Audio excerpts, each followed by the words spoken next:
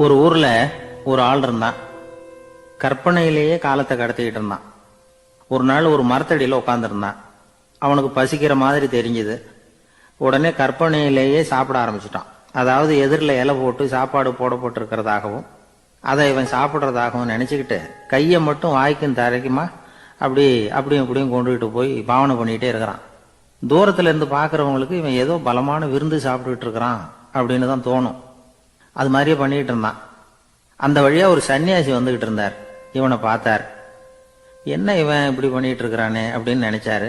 கொஞ்ச நேரம் அவனையே உத்து பார்த்துக்கிட்டு இருந்தார். இவரை பார்த்ததும் அவன் இன்னமும் சுவாரஸ்யமா சாப்பிட ஆரம்பிச்சுட்டான். அப்பப்பா, என்ன இது, இந்த குழம்பு இவ்வளவு காரமா இருக்கு, என்னுடைய நாக்கே எரிஞ்சு போடும் போல இருக்க அப்படின்னு சொல்லிட்டு பக்கத்துல ஒரு குவளையை எடுத்து தண்ணி குடிக்கிறது மாதிரி பாவனை பண்றான். அப்பாடா, இப்ப கொஞ்சம் பரவாயில்ல அப்படின்னு சொல்லிட்டு குவளையை கீழே வைக்கிறது மாதிரி ஒரு பாவனை பண்றான். சன்னியாசி பார்த்தார். என்னப்பா, சாப்பாட்டுல காரம் அதிகமோ அப்படின்னார்.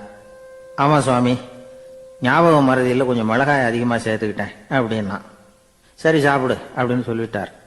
அவன் சாப்பிட்டு முடிக்கிற வரைக்கும் பொறுமையா உட்காந்துருந்தார். அவன் அப்பாடா அப்படின்னு சொல்லிட்டு மறுபடியும் தண்ணியை எடுத்து குடிச்சான். எல்லாம் கற்பனையிலேயே. அதுக்கப்புறம் சன்னியாசி பேச ஆரம்பிச்சார். இதை பாருப்பா, உன்னுடைய கற்பனையை நான் மெச்சுறேன்.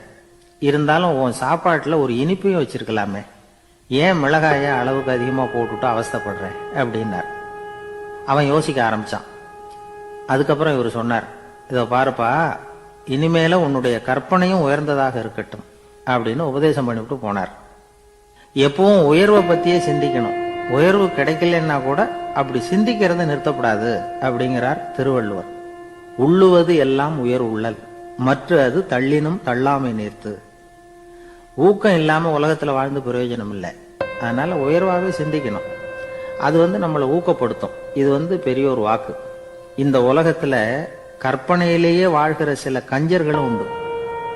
அதாவது 2 கஞ்சர்கள், 2 பேரும் பக்கத்து பக்கத்து ஊர்ல இருந்தாங்க. பொங்கல் சமயம் ஒரு கஞ்சன் தன்னுடைய மகனை கூப்பிட்டான். இதோ பாருப்பா, பக்கத்து ஊர்ல என்னுடைய நண்பன் ஒருத்தன் இருக்கிறான். அவனுக்கு பொங்கல் பரிசு ஏதாவது கொடுக்கணும். நான் ஒரு 4 ஆட்டுக்குட்டியை தரேன், நீ கொண்டுகிட்டு போய் கொடுத்துட்டு வந்து விடுறியா அப்படின்னு கேட்டான். சரி, நான் புள்ள ஒரு பைய கையில் எடுத்துக்கோன்னா. அவன் எடுத்துக்கிட்டான். இந்த ஆட்டுக்குட்டி பிடிச்சிக்கோ அப்படின்னு சொல்லி ஒவ்வொன்னா போடுறேன் பார் அப்படின்னு சொல்லிட்டு 1 2 3 4 அப்படின்னு எண்ணிக்கிட்டே வெறும் சைகையாலேயே ஆட்டுக்குட்டியை பிடிச்சி போடுறது மாதிரி பாவனை பண்ணிட்டு இருக்கிறான். அவன் பிள்ளையும் அது ரொம்ப அக்கறையா வாங்கிக்கிறது மாதிரி வாங்கிக்கிட்டு அந்த பைய தூக்கிக்கிட்டு அடுத்த ஊருக்கு போறான். இவன் அங்க போய் சேர்ந்த நேரத்துல அந்த கஞ்சன் ஊர்ல இல்ல, எங்கேயோ வெளியில போயிருக்கிறான். அவனோட புள்ள மட்டும்தான் வீட்டுல இருந்தான். இவன் அவன்கிட்ட, இதை பாரு, எங்க அப்பா உங்க அப்பாவுக்கு ஆட்டுக்குட்டி கொடுத்து அனுப்பியிருக்கிறாரு, குடிச்சுக்கோ அப்படின்னு சொல்லி பாவனையிலேயே ஒவ்வொன்னா எடுத்து அவன்கிட்ட கொடுத்துட்டான். அவனும் வாங்கிட்டான் வாங்குறது மாதிரி. அப்புறம் சொன்னான், சரிப்பா, நானும் பதிலுக்கு ஏதாவது ஒன்னுகிட்ட கொடுக்கணும் இல்லையா, அதனால அந்த பைய புடி, ஒரு 10 எலுமிச்சம்பழம் தரேன், பதிலுக்கு அதை நீ எடுத்துட்டு போ அப்படின்னு சொல்லி கையாலேயே ஒவ்வொன்னா எடுத்து போடுறது மாதிரி பாவனை பண்ணிவிட்டான். அவனும் ரொம்ப நன்றி அப்படின்னு சொல்லிவிட்டு அதை வாங்கிட்டு போயிட்டான். கொஞ்ச நேரம் கழிச்சு வெளியில போயிருந்த அப்பகாரன் திரும்பி வந்தான். உள்ள சொன்னான், அப்பா, உன்னோட நண்பர் அவருடைய மகன் மூலமா உனக்கு 6 ஆட்டுக்குட்டி கொடுத்து அனுப்பியிருந்தார். நானும் பதிலுக்கு ஒரு 10 எலுமிச்சம்பழம் கொடுத்து அனுப்பியிருக்கிறேன் அப்படின்னா. எப்படிடா கொடுத்தேன்னு கேட்டார் அப்பா. இப்படிதான் கொடுத்தேன்னு சொல்லி சைகையிலேயே காட்டினான். இதை பார்த்ததும் அப்பகாரனுக்கு பயங்கரமா கோபம் வந்துட்டுது. பலார்னு அரைஞ்சுட்டான் பையனு. ஏன்பா அரைஞ்ச, 10 எலுமிச்சம்பழம் கொடுத்துட்டேனே அப்படிங்கிறதுக்காகவா அப்படின்னு கேட்டான். அது கூட பரவாயில்ல, நீ காட்டுற சைகையை பார்த்தா ஆரஞ்சு பழம் சைஸுக்கு இருக்குதே, அவ்வளவு பெருசா ஏன் கொடுத்த, அதுதான் எனக்கு கோபம் அப்படின்னா.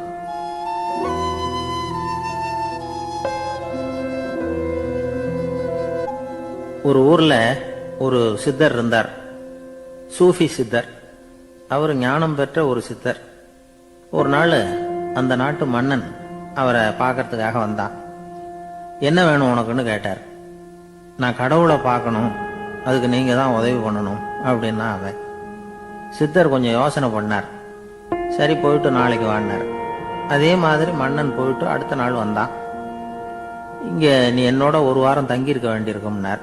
சரின்னா ஒரு பிச்சை பாத்திரத்தை தூக்கி கையில கொடுத்தார். அவனுக்கு ஒன்றும் புரியல. இருந்தாலும் வாங்கிட்டான். வாங்கிட்டு இதை என்ன செய்யணும் அப்படின்னு கேட்டான். இதை ஒன்றும் செய்ய வேணாம், இதை எடுத்துக்கிட்டு பக்கத்தில் உள்ள கிராமங்களுக்கு போ, வீடு வீடா பிச்சை எடுத்துக்கிட்டு வா. அப்படி வந்த பிறகுதான் உனக்கு சாப்பாடும் ஓய்வும் கிடைக்கும். ஒரு வாரம் இப்படி செய், அதுக்கப்புறம் 8வது நாள் நாம கடவுளை பத்தி யோசிக்கலாம் அப்படின்னார்.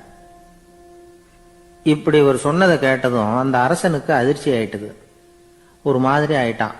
தன்னுடைய சொந்த நாட்டில் சொந்த குடிமக்கள் கிட்ட போய் பிச்சை எடுக்கிறதா அப்படின்னு யோசனை பண்ணி பார்த்தான். அதுக்கப்புறம் மெதுவா அவன் அந்த சித்தரை பார்த்தான். ஐயா, சொந்த நாட்டிலேயே பிச்சை எடுக்கிறதுன்னா எனக்கு ஒரு மாதிரியா இருக்கு, வெக்கமா இருக்கு. நான் வேணும்னா வெளி தேசத்துல எங்கேயாவது போய் பிச்சை எடுக்கவா அப்படின்னு கேட்டான். இதுக்கு அந்த சித்தர் ஒரு சம்மதிக்கல. இத பாரு, உன்னால பிச்சை எடுக்க முடியலன்னா பேசாம திரும்பி அரண்மனைக்கே போயிடு. அதுக்கப்புறம் கடவுளை பத்தி எல்லாம் பேசுறதுக்கு என்னை தேடிட்டு வரக்கூடாது அப்படின்னு விட்டார். மன்னன் தயங்கினான். இருந்தாலும் மனசை சரி பண்ணிட்டு சம்மதிச்சான். சரிங்க, ஒரு வாரம் இங்க தங்குறேன், நீங்க சொல்றது மாதிரி பக்கத்து கிராமங்களுக்கு போறேன், வீடு வீடா பிச்சை எடுக்கிறேன், வர்றேன் அப்படின்னா. ஒரு வாரம் தெரு தெருவா பிச்சை பாத்திரத்தோட அலைஞ்சான். சொந்த ஊர்ல சொந்த குடிமக்கள் கிட்ட பிச்சை எடுத்தான். 7 நாள் முடிஞ்சது. 8வது நாள் அந்த சித்தர் மன்னனை கூப்பிட்டார். இப்படி வாழ்னார். வந்தான். இனிமே நீ கடவுளை பத்தி என்கிட்ட கேட்கலாம்னார். இனிமே கேட்கறதுக்கு ஒண்ணுமே இல்லை சுவாமின்னா இவன். ஒரு வார காலம் பிச்சை எடுத்த பிறகுதான் கடவுளை காண முடியும் அப்படின்னு நான் கனவு கூட காணவில்லைன்னா. அப்படின்னா நீ பிச்சை எடுத்த காலத்துல அப்படி என்னதான் நடந்தது அப்படின்னு கேட்டார் அவரு. சுவாமி, ஒரு வார காலம் பிச்சை எடுத்ததுல என்னுடைய ஆணவம் அழிஞ்சுட்டுது. அது இப்ப இருக்கிற இடமே தெரியல. இப்ப அதை காணவே காணோம். பிச்சைக்காரனா இருந்தப்போ பெற்றதை மன்னனாக இருக்கும் போது பெற முடியாதுங்கிறத புரிஞ்சுக்கிட்டேன் அப்படின்னா மன்னன். அடக்கம் பிறந்தவுடன் தெய்வீக கதவுகள் திறந்து கொள்கின்றன அப்படிங்கிறார் ஓஷோ. நம்மால் ஒருத்தன் ஆணவம் அழியணுங்கிறதுக்காக ஒரு திருவோட்டை எடுத்துக்கிட்டு தெரு தெருவா பிச்சை எடுக்க ஆரம்பிச்சான். என்ன, தெய்வீக கதவுகள் திறந்துதா அப்படின்னு கேட்டார் ஒருத்தர்.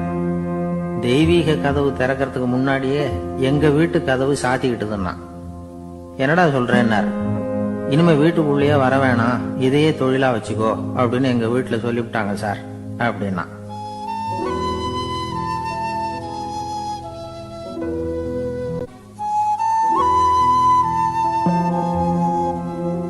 ஒரு பள்ளிக்கூடம் வகுப்பு நடந்துகிட்டு இருக்கு. ஆசிரியர் பாடம் நடத்திக்கிட்டு இருக்கிறார். நடத்தி முடிச்ச உடனே கேட்டார், மாணவர்களே, இதுவரைக்கும் நான் நடத்தின பாடத்துல உங்களுக்கு ஏதாவது சந்தேகம் இருக்கா அப்படின்னு கேட்டார். அப்புறம் ஒவ்வொருத்தரா கேட்டார். ஒரு மாணவன் எழுந்திருச்சான். சார், எனக்கு சந்தேகம் எதுவுமே இல்லைன்னா. ஏன்னு கேட்டார். ஏன்னா எனக்கு நீங்க நடத்தின பாடம் தெளிவா புரிஞ்சுட்டுது, அதனால சந்தேகம் வரலன்னா. இன்னொரு மாணவன் எழுந்திருச்சான். சார், எனக்கும் சந்தேகம் எதுவும் இல்லைன்னா. ஏண்டான்னு கேட்டார். ஏன்னா எனக்கு நீங்க நடத்தின பாடம் எதுவுமே புரியல, அதனால சந்தேகம் வரல அப்படின்னா. இந்த இடத்துல நாம கொஞ்சம் சிந்திச்சு பார்க்கணும். இந்த உலகத்துல எல்லாம் புரிஞ்ச ஒருத்தனுக்கும் சந்தேகம் வராது, எதுவுமே புரியாத ஒருத்தனுக்கும் சந்தேகம் வராது. அறகுறையா புரிஞ்சுக்கிட்டவன் இருக்கான் பாருங்க, அவனுக்கு தான் அடிக்கடி சந்தேகம் வரும். ஆக மாணவர்களை இந்த 3 வகையா பிரிக்கலாம். அதே மாதிரிதான் மனிதர்களையும் 3 வகையா பிரிக்கிறாங்க ஆன்மீகவாதிகள். ஒரு ஆன்மீக பெரியவர் என்ன சொல்றார் தெரியுமா? இந்த உலகத்துல 3 வகையான மனிதர்கள் இருக்கிறாங்களாம்.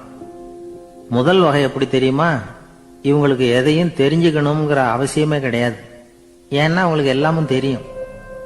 இவங்க ஞானத்தின் முழு வடிவா இருக்கிற காரணத்தினால அவங்களுக்கு எந்த சந்தேகமும் இல்லை, எந்த கேள்விகளும் கிடையாது.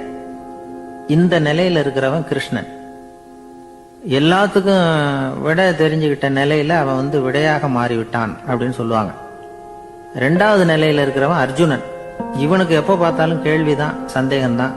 பதில் சொல்ல சொல்ல அவனுக்கு இருக்கிற சந்தேகமும் அதிகமாகிட்டே இருக்கும், குறையவே குறையாது. அர்ஜுனன் மாதிரி உள்ளவங்க எப்பவும் கேள்வி கேட்டுக்கிட்டே இருப்பாங்க. ஒரு கேள்விக்கு விட கிடைச்சுட்டுன்னு வைங்க, உடனே இன்னொரு கேள்வி அவங்க கிட்ட இருந்து வரும்.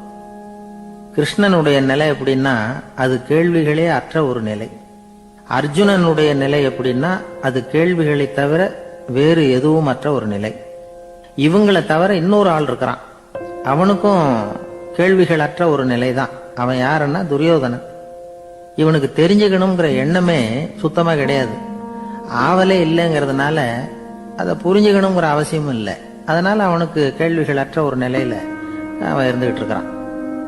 எல்லா பதிலும் தெரிந்து கொண்ட நிலையில கிருஷ்ணனும் கேள்விகளற்ற நிலையில இருக்கிறான். தெரிஞ்சுக்கணுங்கிற ஆவலே இல்லாத துரியோதனனும் கேள்விகளற்ற நிலையிலே இருக்கிறான். இப்படியும் இல்லாம அப்படியும் இல்லாம ரெண்டும் கெட்டான் நிலையில இருக்கிறானே, அவன் தான் அர்ஜுனன். அதனால பெரியவங்கள்லாம் என்ன சொல்றாங்கன்னா, இந்த உலகத்துல அர்ஜுனன்களா இருக்கிறவங்க ஒண்ணு துரியோதனனா மாறிடணும், இல்லைன்னா கிருஷ்ணனா மாறிடணும். இதை தவிர வேற வாய்ப்பு இல்லை. துரியோதனன் மாதிரி உள்ளது விலங்கு நிலை, கிருஷ்ணன் மாதிரி உள்ளது தெய்வ நிலை. அர்ஜுனன் விலங்காவும் ஆக முடியல, தெய்வமாவும் ஆக முடியல. இப்படி ரெண்டும் கெட்டானா இருக்கிற வரைக்கும் இந்த கேள்விகளும் பிரச்சனைகளும் இருந்துகிட்டே தான் இருக்கும். இதுதான் பெரியவர்கள் சொல்லுகிற அனுபவ உண்மை. ஒரு ஆசிரியர் ரொம்பவும் விரிவா விளக்கமா பாடம் நடத்தின பிறகு, மாணவர்களே ஏதாவது சந்தேகம் இருந்தா கேளுங்கன்னாராம். ஒரு மாணவன் எழுந்திருச்சான். சார், எனக்கு ஒரு சந்தேகம்னா. என்னன்னு கேட்டார். இது வரைக்கும் என்ன பாடம் சார் நடத்துனீங்க அப்படின்னா அந்த பையன்.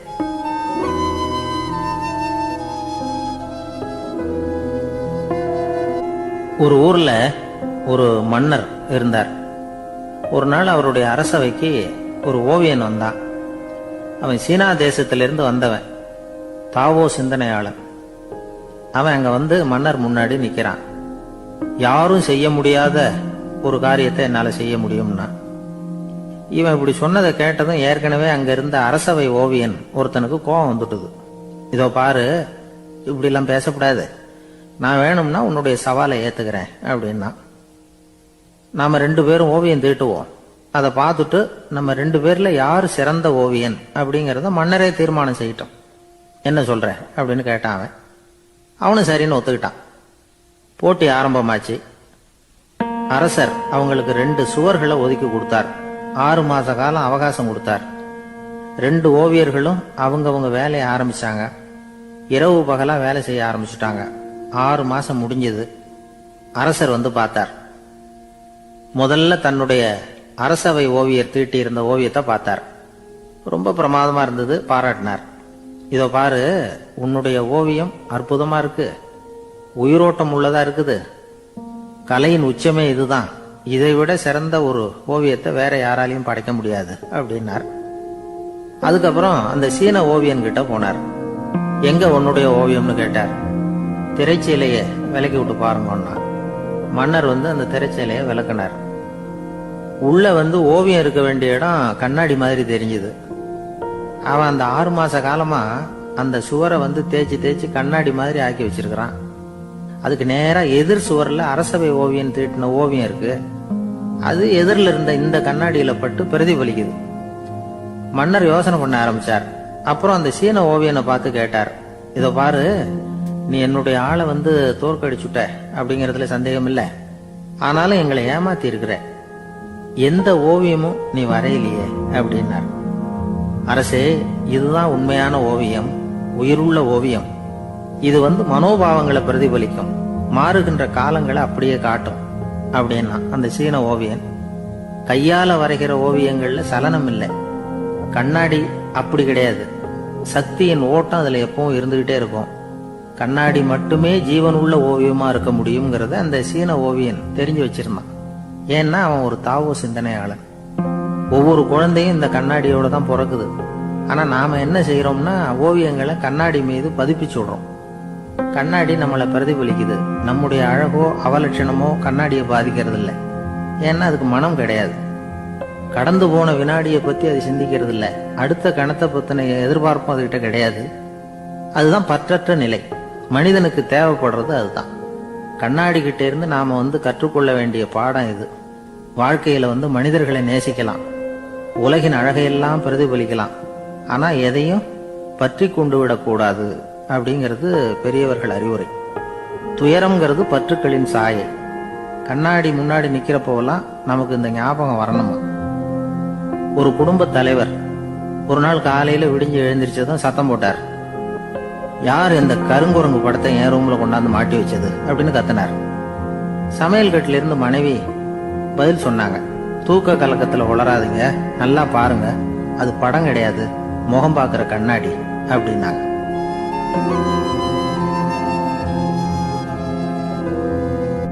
ஒரு ஆளு வேகமா நடந்து போயிட்டு இருந்தான். அவன் வேகமா நடக்கிறதுக்கு காரணம் வெயில் காலம், காலில் செருப்பு இல்லை, மணல் பாதை, அதுதான் வேகம். காலில் செருப்பும் இல்லாம கையில குடையும் இல்லாம அந்த ஆளு வெயில்ல நடந்து போய்கிட்டு இருக்கிறான். அந்த சமயத்துல இன்னொருத்தன் குதிரை மேல ஏறி அந்த வழியா வந்துகிட்டு இருக்கிறான். அவன் காலில் செருப்பும் இருந்தது, கையில குடையும் இருந்தது.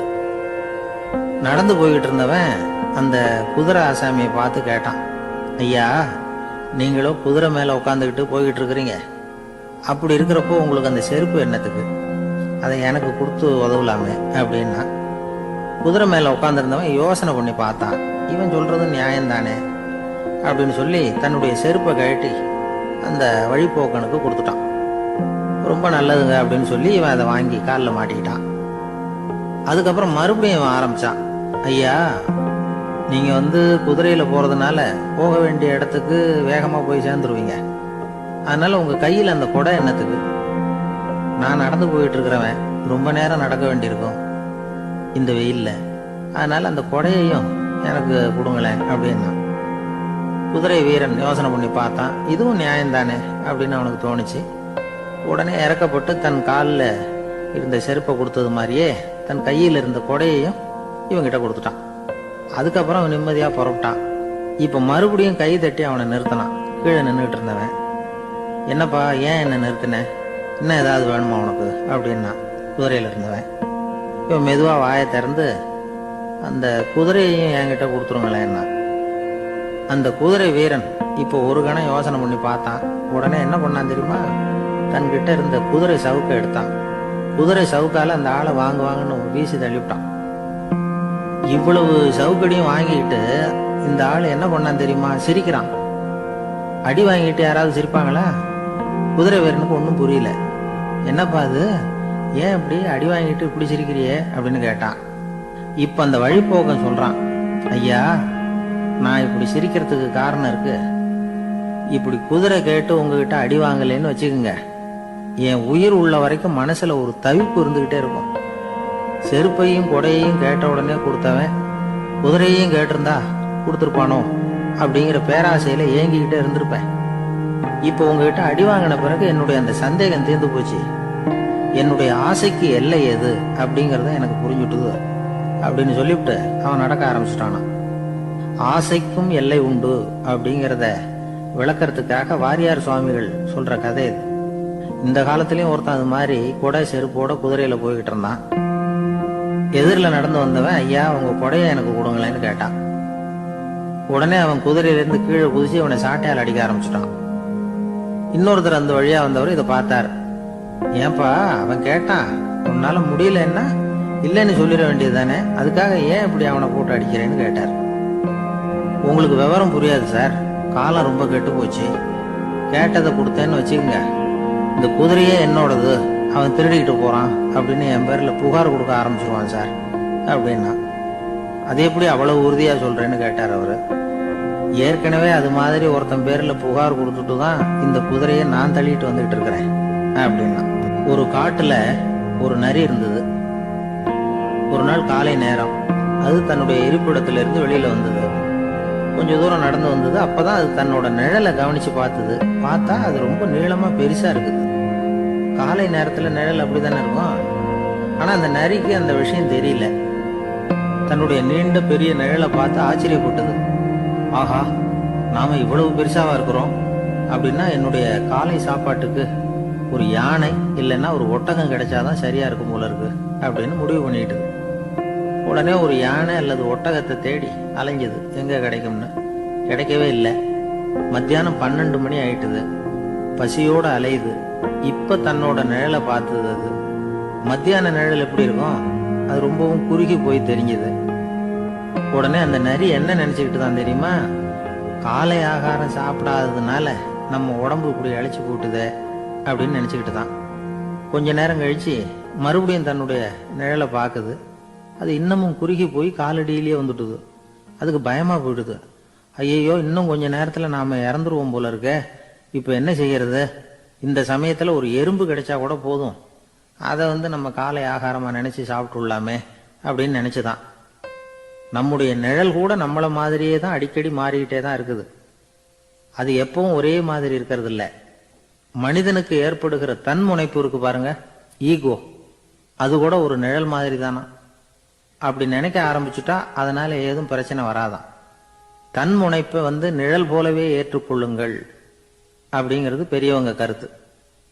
ஒரு காரியத்தை வெற்றிகரமா நல்ல விதமா செஞ்சு முடிக்கிறோம்னு வச்சுக்கோங்க, அந்த சமயத்துல ஒரு வித நுட்பமான தற்பெருமை நமக்குள்ள உண்டாகுது. இது இயற்கையானது, அதனால இது மேல பற்று வைக்கக்கூடாது. அப்படி வைக்க ஆரம்பிச்சுட்டா அந்த தற்பெருமை ஒரு நிரந்தர விருந்தாளியா நம்ம கிட்ட தங்கிக்கும். நம்ம நிழல் எப்படின்னு பாருங்க, நாம நடக்கும் பொழுது நம்ம பின்னாடியே வரும். தன்முனைப்பையும் அப்படியே நினைச்சுக்குங்க.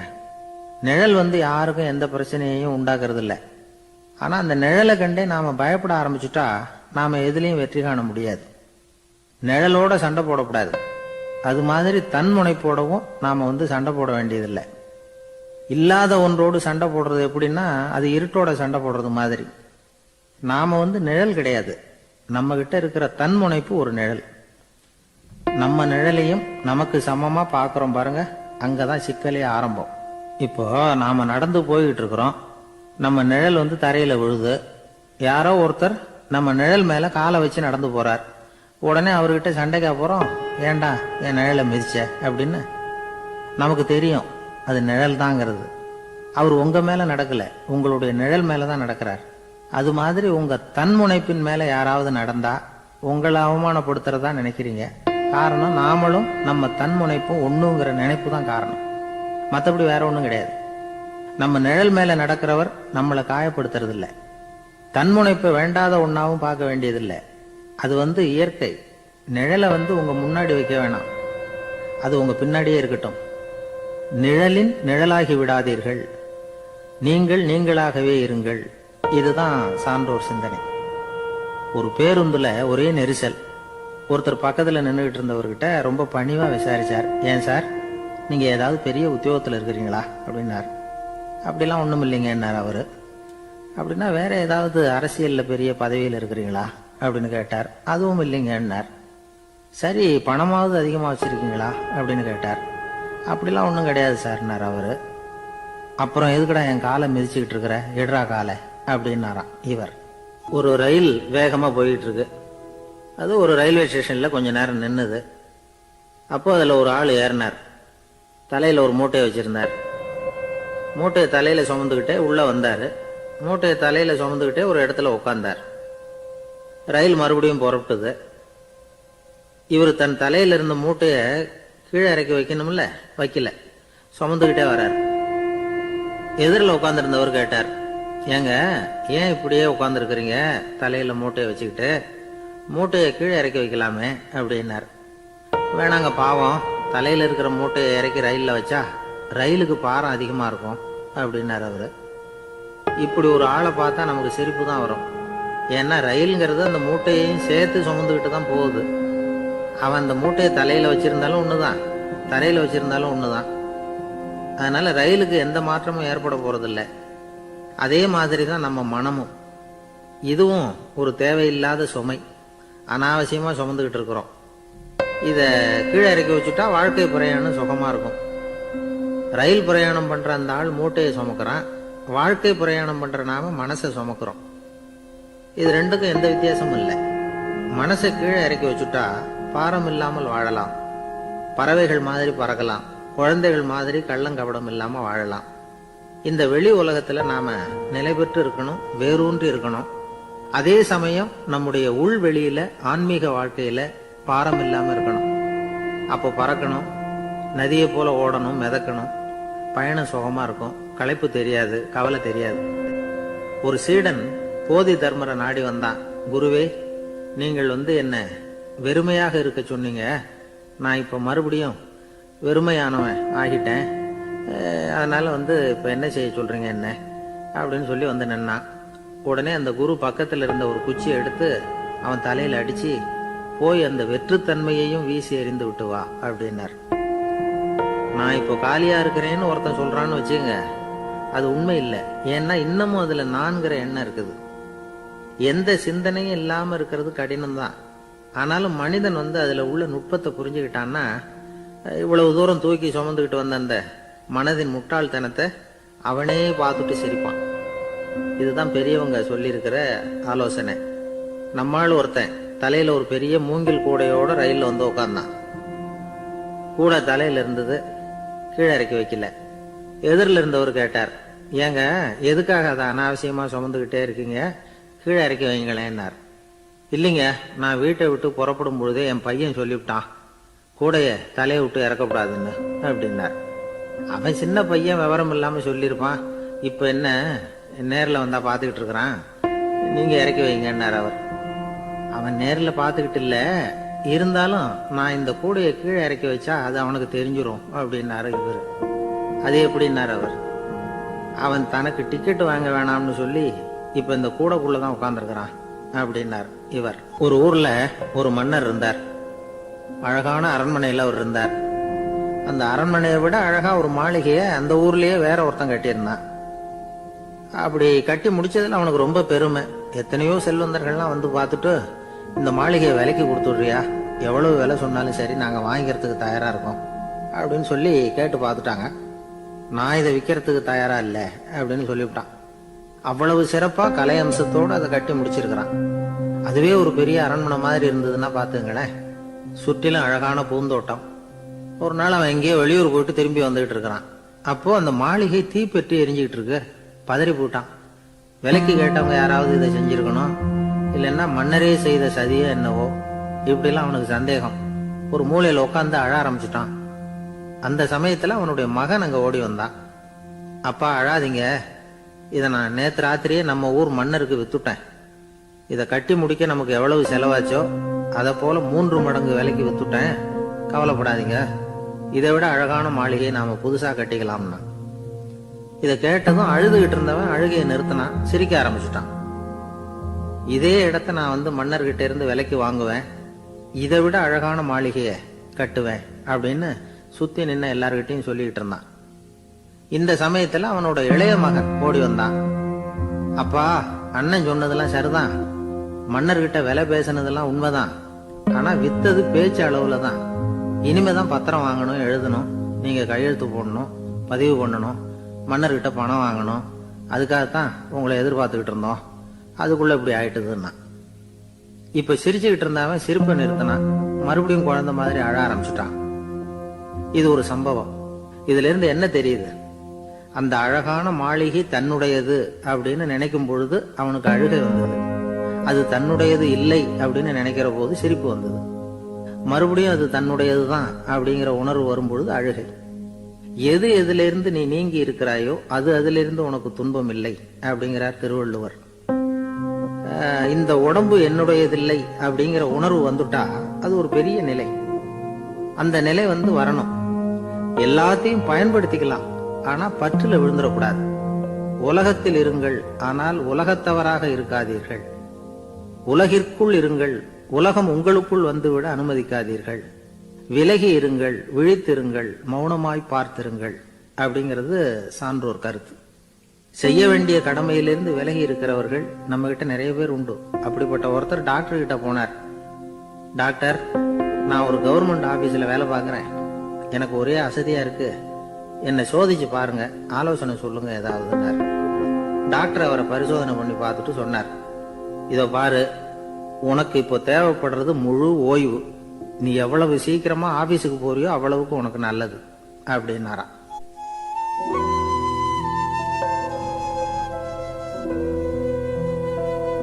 எனக்கு தெரிஞ்ச ஒருத்தர் இருக்கார். அவரு ஒரு பெரிய காவல்துறை அதிகாரி, ரொம்ப கண்டிப்பானவர். அவரை கண்டாவே எல்லாரும் பயப்படுவாங்க. அப்படிப்பட்டவர் வீட்டுக்கு போனா அப்படியே அடியோட மாறிடுவார். அங்க போய் பாத்தீங்கன்னா குழந்தைகளோட குழந்தையா அவர் விளையாடிட்டு இருப்பார். அலுவலக சமயத்துல பாத்தீங்கன்னா குதிரை முதுகுல அவர் உட்கார்ந்துருப்பார். வீட்டுல பாத்தீங்கன்னா அவர் முதுகுல குழந்தை உட்கார்ந்துருக்கும். அவரு குதிரை மாதிரி போயிட்டு இருப்பார்.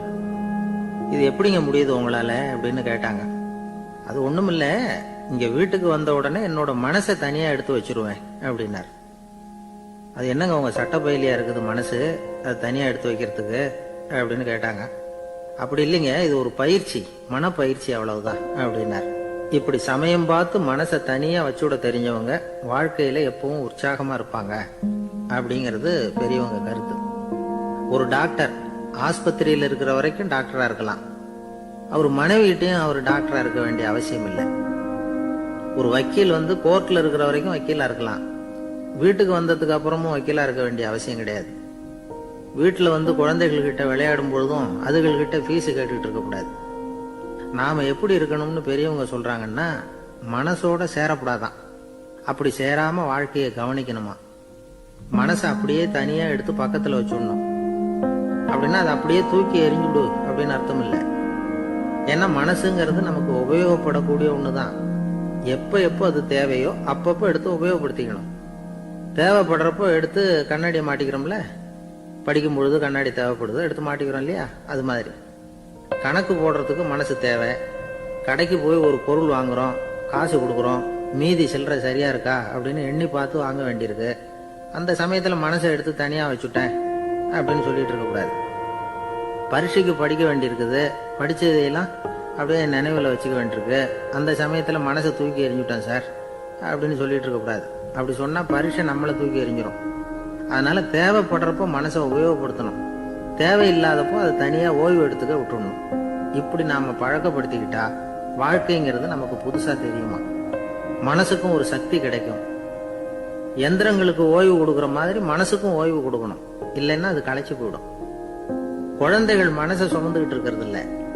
இது முதியவர்கள் குழந்தைகள் கிட்டே இருந்து கத்துக்க வேண்டிய ஒரு பாடம். ஆனாலும் இந்த கால குழந்தைகள் கிட்ட ரொம்ப எச்சரிக்கையா இருக்க வேண்டியிருக்கு. ஒரு தாத்தாவும் பேரனும் விளையாடிக்கிட்டு இருக்கிறாங்க. தாத்தா, எனக்கு சைக்கிள் ஓட்ட கத்து கொடு அப்படிங்கிறான் பேரன். சைக்கிள் உயரம் கூட இல்ல, அதுக்குள்ள சைக்கிள் ஓட்டணுமா அப்படின்னாரு தாத்தா. ஏன் தாத்தா, ரயில் ஓட்டுறாரே, அவர் என்ன ரயில் நீளமா இருக்கார் அப்படின்னு கேட்டானா அந்த பையன்.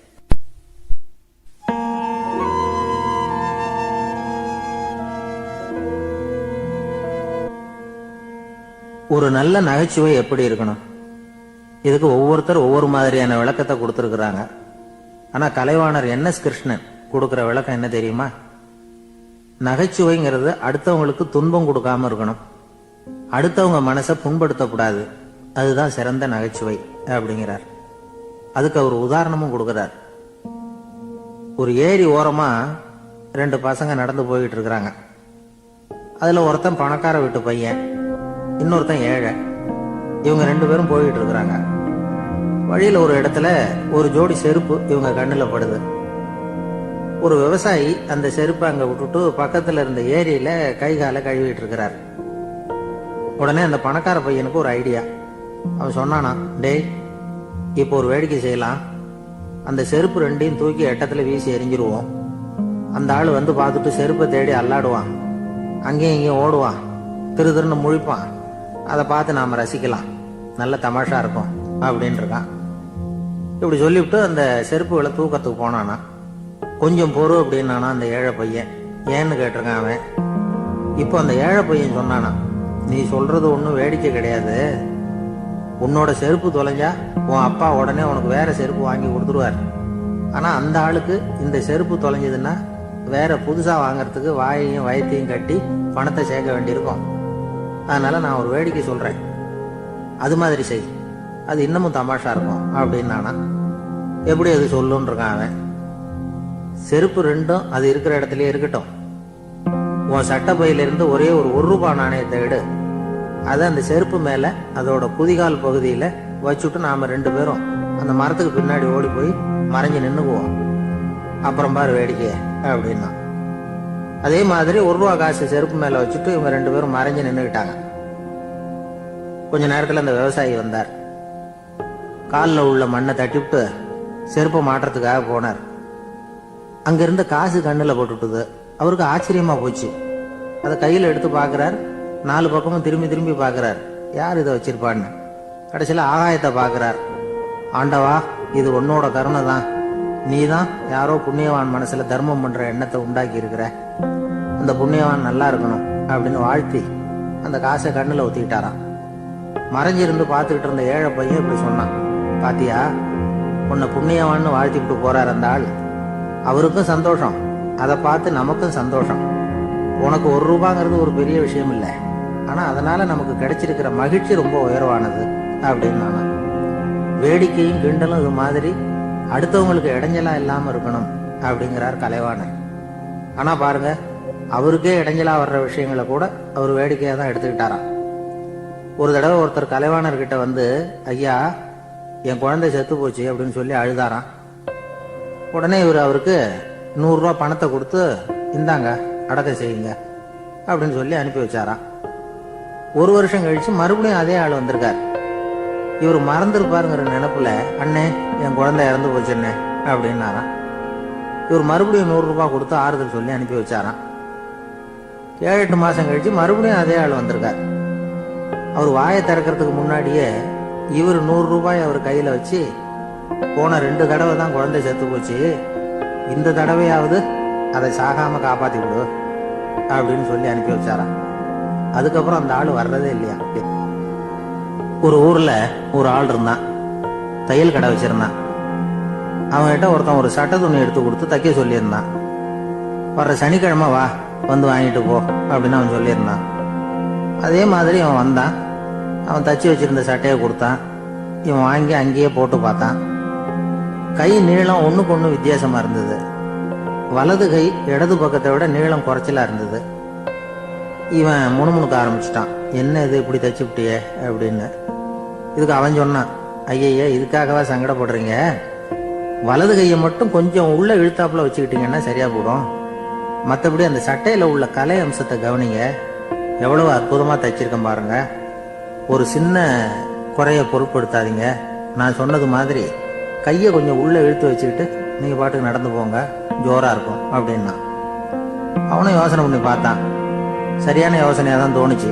கொஞ்சம் முயற்சி பண்ணி வலது கையை உள்ள இழுத்து சட்டை சரியா இருக்கிறது மாதிரி பண்ணிட்டான். இப்போ மறுபடியும் ஒரு பிரச்சனை. வலது கையை உள்ள இழுத்த மாதிரி வச்சுக்கிட்டதும் முதுகு பக்கம் கொஞ்சம் துணி தளர்ந்து தொங்குறது மாதிரி ஆயிட்டுது. என்ன இது முதுகு பக்கம் துணி குவிஞ்சுட்டுதே, அப்படியே தொங்குறது மாதிரி இருக்க அப்படின்னு அவன் மறுபடியும் ஆரம்பிச்சான். ஐயா இதுக்காகவா கவலைப்படுறீங்க, உடம்பு அதுக்கு தகுந்த மாதிரி கொஞ்சம் வளைச்சிக்கிட்டா போச்சு, இதுக்காக அந்த அழகான தையலை பிரிச்சு அதுல உள்ள கலை அம்சத்தை கெடுக்கிறதுக்கு என் மனசு இடம் கொடுக்கல, எவ்வளவுக்கு தளர்த்தியா இருக்கோ அவ்வளவுக்கு கொஞ்சம் உடம்ப வளைச்சி அப்படியே வச்சுங்க சரியா போடும் அப்படின்னா. இதுவும் நல்ல யோசனையா போடுது அப்படின்னு நினைச்சான அவன். சரின்னு சொல்லிவிட்டு புறப்பட்டான். தெருவில் இறங்கினான். கையை கொஞ்சம் உள்ள இழுத்தான், உடம்ப கொஞ்சம் வளைச்சி வச்சுக்கிட்டான், சட்டைக்கு தகுந்த மாதிரி பண்ணிட்டான். அப்படியே மெதுவா நடந்து போனான். இப்போ எதிரில் இன்னொருத்தன் வந்தான். இவனை பார்த்தான். இவன் போட்டிருக்கிற சட்டைய பார்த்தான். ஆஹா அற்புதமா இருக்கு. நான் சும்மா சொல்லக்கூடாது, ரொம்ப நல்லா இருக்குது இது, நிச்சயமா இது இந்த ஊர் மேல தெருவில் ஒருத்தன் இருக்கிறானே அவன் தைச்சதா தான் இருக்கணும் அப்படின்னு நானா. இதை கேட்டதும் அவனுக்கு ஆச்சரியம் ரொம்ப. எப்படி அவ்வளவு கரெக்டா கண்டுபிடிச்சிங்க அப்படின்னு கேட்டிருக்கான். இதுக்கு அந்த வழிபோக்கம் சொன்னானா. அவன் ரொம்ப கெட்டிக்காரன், உங்களை மாதிரி உடம்பும் கையும் வளைஞ்சு போன ஒரு ஆளுக்கு அவனை தவிர வேற யாராலையும் இவ்வளவு பொருத்தமான சட்டையை தைக்க முடியாது அப்படின்னு. பாருங்க, அவனுக்காக இவன் அனுசரிக்க போய் இவனோட நிலைமை எப்படி ஆயிட்டு பாருங்க. இதே மாதிரிதான் சில சடங்குகளும் சம்பிரதாயங்களும் நம்மளை கோமாளி ஆக்கி விட்டுரும். எதுவா இருந்தாலும் அதுல அறிவுபூர்வமான அணுகுமுறை அவசியம். ஒரு நர்ஸ் அவசரமா ஓடி வந்து டாக்டர் கிட்ட சொல்லிச்சான், டாக்டர் ஒரு தப்பு நடந்து போச்சு, 10ஆம் நம்பர் பெட்ல இருக்கிற பேஷண்ட்டுக்கு காலில் ஆபரேஷன் பண்றதுக்கு பதிலா கையில் ஆபரேஷன் பண்ணிவிட்டீங்க, கையை ஆபரேஷன் பண்ண வேண்டிய ஆள் 7ஆம் நம்பர் பெட்ல இருக்கார் அப்படின்னு தான். இதுக்கு அவர் பதட்டப்படாம சொன்னாராம், பரவாயில்ல இவரை தூக்கி 7ஆம் நம்பர் பெட்ல போட்டுரும் அப்படின்னாராம்.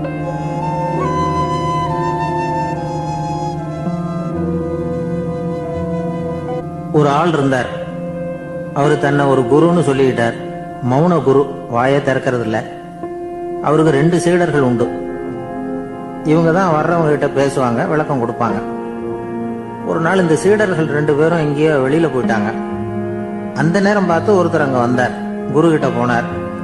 குருவே, புத்தர்னா என்ன அப்படின்னு கேட்டார். குருவுக்கு ஒன்றும் புரியல. அவர் உண்மையான குருவா இருந்தாவில புரியும். திருன்னு முழிக்க ஆரம்பிச்சார். இந்த நேரம் பார்த்து இந்த சீடர்களும் எங்கேயோ போயிட்டாங்களே, என்ன பண்றது, உதவிக்கு யாராவது கிடைக்க மாட்டாங்களா அப்படின்னு அப்படியே சுற்றும் முற்றும் பார்த்தார். வந்தவர் இதை கவனிச்சார். ஏதோ புரிஞ்சுக்கிட்டவர் மாதிரி அடுத்த கேள்வியை கேட்டார். தர்மம்னா என்ன சுவாமி அப்படின்னார். குருவுக்கு ரொம்ப சங்கடமா போச்சு. நம்ம நிலைமை இப்படி ஆயிட்டுதே, இக்கட்டில் விட்டுட்டு போயிட்டாங்களே, எங்கேயோ இப்படி மாட்டிக்கிட்டோமே அப்படின்னு சொல்லி விட்டத்தை பார்த்தாராம். அப்புறம் குனிஞ்சு தரைய பார்த்தார். அப்படியே உட்காந்துட்டார். வந்தவர் உடனே அடுத்த கேள்விக்கு போயிட்டாராம். தியானம்னா என்ன சுவாமின்னாராம். பாவம் என்ன பண்ணுவார் அந்த குரு, பேசாம கண்ணை கெட்டியா மூடிக்கிட்டார். இது ஏதடா வம்பா போச்சுன்னு. இவர் இப்படி பண்ணா கூட வந்தவர் சளைக்கல. இன்னொரு கேள்வியும் கேட்டார். ஆசீர்வாதம்னா என்னன்னாராம். இவர் பார்த்தார், இப்படியே போனா இவர் கேள்வி கேட்கறத நிறுத்த மாட்டார்னு நினைச்சுக்கிட்டு எனக்கு ஒண்ணுமே தெரியாதுங்கிற பாவனையில 2 கையையும் விரிச்சு காட்டினாராம்.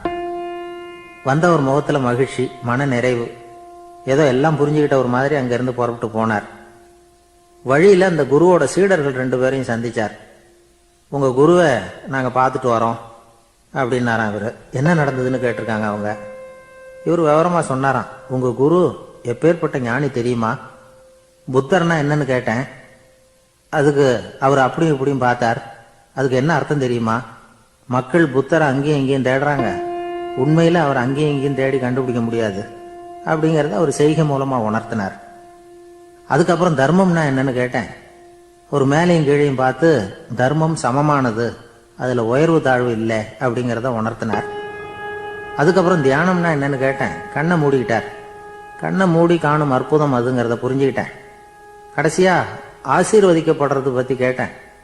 கைகளை நீட்டி உதவுறது தான் அது அப்படிங்கிறத 2 கையையும் விரிச்சு உணர்த்தினார். எவ்வளவு பெரிய மகான் அவரு அப்படின்னு சொல்லிவிட்டு அவர் பாட்டுக்கு போயிட்டார். சீடர்கள் அதுக்கப்புறம் மெதுவா குரு கிட்ட வந்து சேர்ந்தாங்களாம். அவங்கள பார்த்ததும் குருவுக்கு கோபம் வந்துட்டுது. அடே பாவிகளா, எங்கடா போய் தொலைஞ்சிங்க? நான் ஒரு ஆளுகிட்ட மாட்டிக்கிட்டு என்ன பாடுபட்டிருக்கேன் தெரியுமா அப்படின்னாராம். இது மாதிரி தான் நாம சாதாரண மனிதர்களின் புற வேடங்கள்ல மயங்கி போயிடுறோம். அவங்க பேச்சு, செய்கை, பார்வை இதுல எல்லாம் ஏதோ பெரிய தத்துவம் இருக்கிறதாக நினைச்சுக்கிறோம். உண்மையிலேயே அந்த தத்துவங்கள் யாருக்கு சொந்தம்? அவங்களுக்கு இல்ல, நமக்கு தான் சொந்தம். நாம தானே அதை கற்பிச்சுக்கிட்டோம்.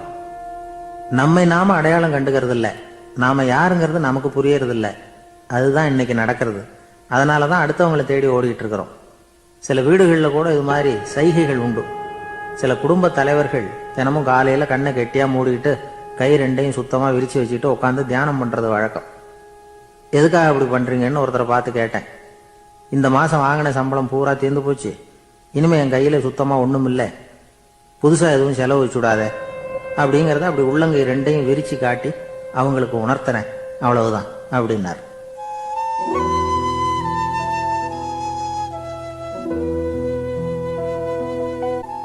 ஒரு பெரிய நினைவு மண்டபம். அதுக்கு முன்னாடி ஒரு அப்பாவும் பிள்ளையும் நின்றுகிட்டு இருக்கிறாங்க.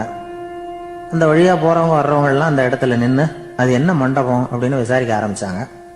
அந்த அப்பாவும் பிள்ளையும் தான் வர்றவங்களுக்கெல்லாம் விவரம் சொல்லிட்டு இருக்கிறாங்க.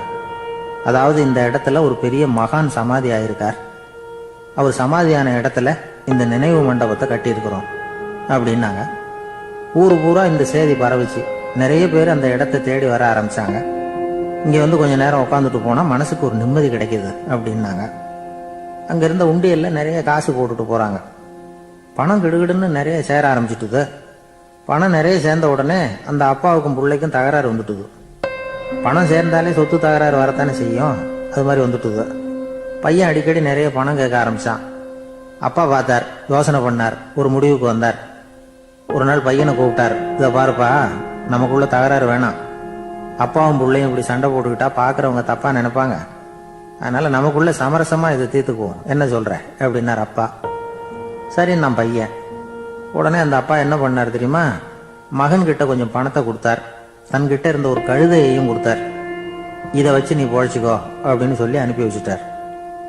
மகன் அந்த கழுதையை இழுத்துக்கிட்டு அடுத்த ஊருக்கு போனான். வழியிலேயே அந்த கழுதை செத்து போச்சு. உடனே என்ன பண்ணலாம்னு யோசனை பண்ணான். ஒரு ஐடியா வந்தது. அந்த கழுதைய ஒரு சாலை ஓரமா புதைச்சான். கையில் இருந்த பணத்தை வச்சு அந்த இடத்துல ஒரு கல் மண்டபம் கட்டினான். அந்த வழியா 2 பேர் வந்தாங்க. இது என்ன மண்டபம்னு விசாரிச்சாங்க. இந்த இடத்துல ஒரு பெரிய மகான் சமாதி ஆயிருக்கிறார் அப்படின்னா. இந்த செய்தி ஊர் பூரா பரவ ஆரம்பிச்சுட்டுது. நிறைய பேர் வந்து போக ஆரம்பிச்சாங்க. இங்க வந்தா மனசுக்கு ஒரு பெரிய நிம்மதி கிடைக்குது அப்படின்னு வேற சொல்ல ஆரம்பிச்சாங்க. வர வர கூட்டம் அதிகமா வர ஆரம்பிச்சுட்டுது. உண்டியல்ல பணம் நிறைய சேர்ந்துட்டுது. நகையெல்லாம் கூட கழட்டி காணிக்கையா போட ஆரம்பிச்சுட்டாங்க. அப்பாவை விட மகன் பெரிய ஆளாயிட்டான். இதை கேள்விப்பட்டார் அப்பா. பையனை பார்த்துட்டு வரலாம்னு ஒரு நாள் புறப்பட்டு வந்தார். பையன் ஓஹோன்னு இருக்கிறான். பங்களா, காரு எல்லாம் வந்துட்டுது. எப்படிடா இந்த அளவுக்கு ஆனே அப்படின்னு விசாரிச்சார். அப்பா, எல்லாம் உங்க ஆசீர்வாதம் தான். நீங்க கொடுத்த மூலதனத்தை வச்சுதான் இவ்வளவும் சம்பாதிச்சேன் அப்படின்னு நான் பையன். அது எப்படிறான்னு விசாரிச்சார். அப்பா, நீங்க ஒரு கழுத குட்டியும் கொஞ்சம் பணமும் என்கிட்ட கொடுத்து அனுப்பி வச்சிங்க. அதை எடுத்துக்கிட்டு வந்தேன். வர்ற வழியில் அந்த கழுதை செத்து போச்சு. உடனே யோசனை பண்ணேன். அந்த கழுதையை இந்த இடத்துல புதைச்சேன். கையில் இருந்த பணத்தை வச்சு மண்டபம் கட்டினேன். மகான் ஒருத்தர் சமாதி ஆயிருக்கார் அப்படின்னு வதந்தியை கிளப்பி விட்டேன். ஜனங்கள்லாம் ஏமாந்து போய் காசை கொண்டாந்து போட ஆரம்பிச்சிட்டாங்க. நான் பொழைச்சிக்கிட்டு இருக்கிறேன் அப்படின்னா. இப்போதான்டா நீ என் புள்ள அப்படின்னு சொல்லி சந்தோஷப்பட்டாரான் அந்த அப்பா. ஏன் அப்படி சொல்றீங்கன்னு கேட்டிருக்கான் பையன். கழுத குட்டியை புதைச்சி மண்டபம் கட்டியிருக்கிற நீ, ஏற்கனவே நம்ம ஊர்ல நாம கட்டியிருக்கிறோமே மண்டபம், அது இந்த கழுதையோட அம்மாவை புதைச்ச இடம். மகான் சமாதி ஆயிருக்காருன்னு நானும் சும்மா கப்சாதான் விட்டுக்கிட்டு இருக்கேன் அப்படின்னாராம் அப்பா. முட்டாள் ஜனங்களை நினைச்சு அந்த 2 பேரும் சத்தம் போட்டு சிரிச்சாங்களாம். மனுஷன் ஏமாத்துறது ரொம்ப சுலபம். என் கூட படிச்ச ஒருத்தன் திடீர்னு ஒரு நாள் எல்லாருக்கும் அருள் வாக்கு சொல்ல ஆரம்பிச்சுட்டான். அவன் ஒரு ஆபீஸ்லயும் வேலை பார்க்கறான். ஆபீஸ்ல உள்ளவங்க எல்லாம் அவங்ககிட்ட வந்து அருள் வாக்கு கேட்கறது வழக்கம். ஒரு நாள் நான் அவன் முன்னாடி போய் உட்காந்து பேசிக்கிட்டு இருந்தேன். அப்போ அதே ஆபீஸ்ல வேலை பார்க்குற ஒருத்தர் அவங்ககிட்ட வந்து, சுவாமி, என் மேஜையில வச்சிருந்த பேனா திடீர்னு காணாம போட்டுது, அது திரும்ப கிடைக்குமா எனக்கு அப்படின்னு கேட்டார். இவன் கண்ணை உருட்டி பார்த்துட்டு, அது உனக்கு கிடைக்காது, புதுசா வேற ஒன்று வாங்கிக்கப்போ அப்படின்னா. சரின்னு அவர் போயிட்டார். அவர் போனதுக்கு அப்புறம் நான் மெதுவா இவனை பார்த்து, அது எப்படிறாது, அது உனக்கு கிடைக்காதுன்னு அவ்வளவு உறுதியா அவர்கிட்ட சொன்னேன் அப்படின்னு கேட்டேன். இவன் மெதுவா என் காதுகிட்ட வந்து, அந்த பேனாவை கிளப்புனதே நான் தான் அப்படிங்கிறான். ஒரு ஊர்ல ஒரு ஆள் இருந்தான். அவனுக்கு வெளிநாட்டுக்கு போகணும்னு ஆசை. ஆனா அவனுக்கு எந்த மொழியும் தெரியாது.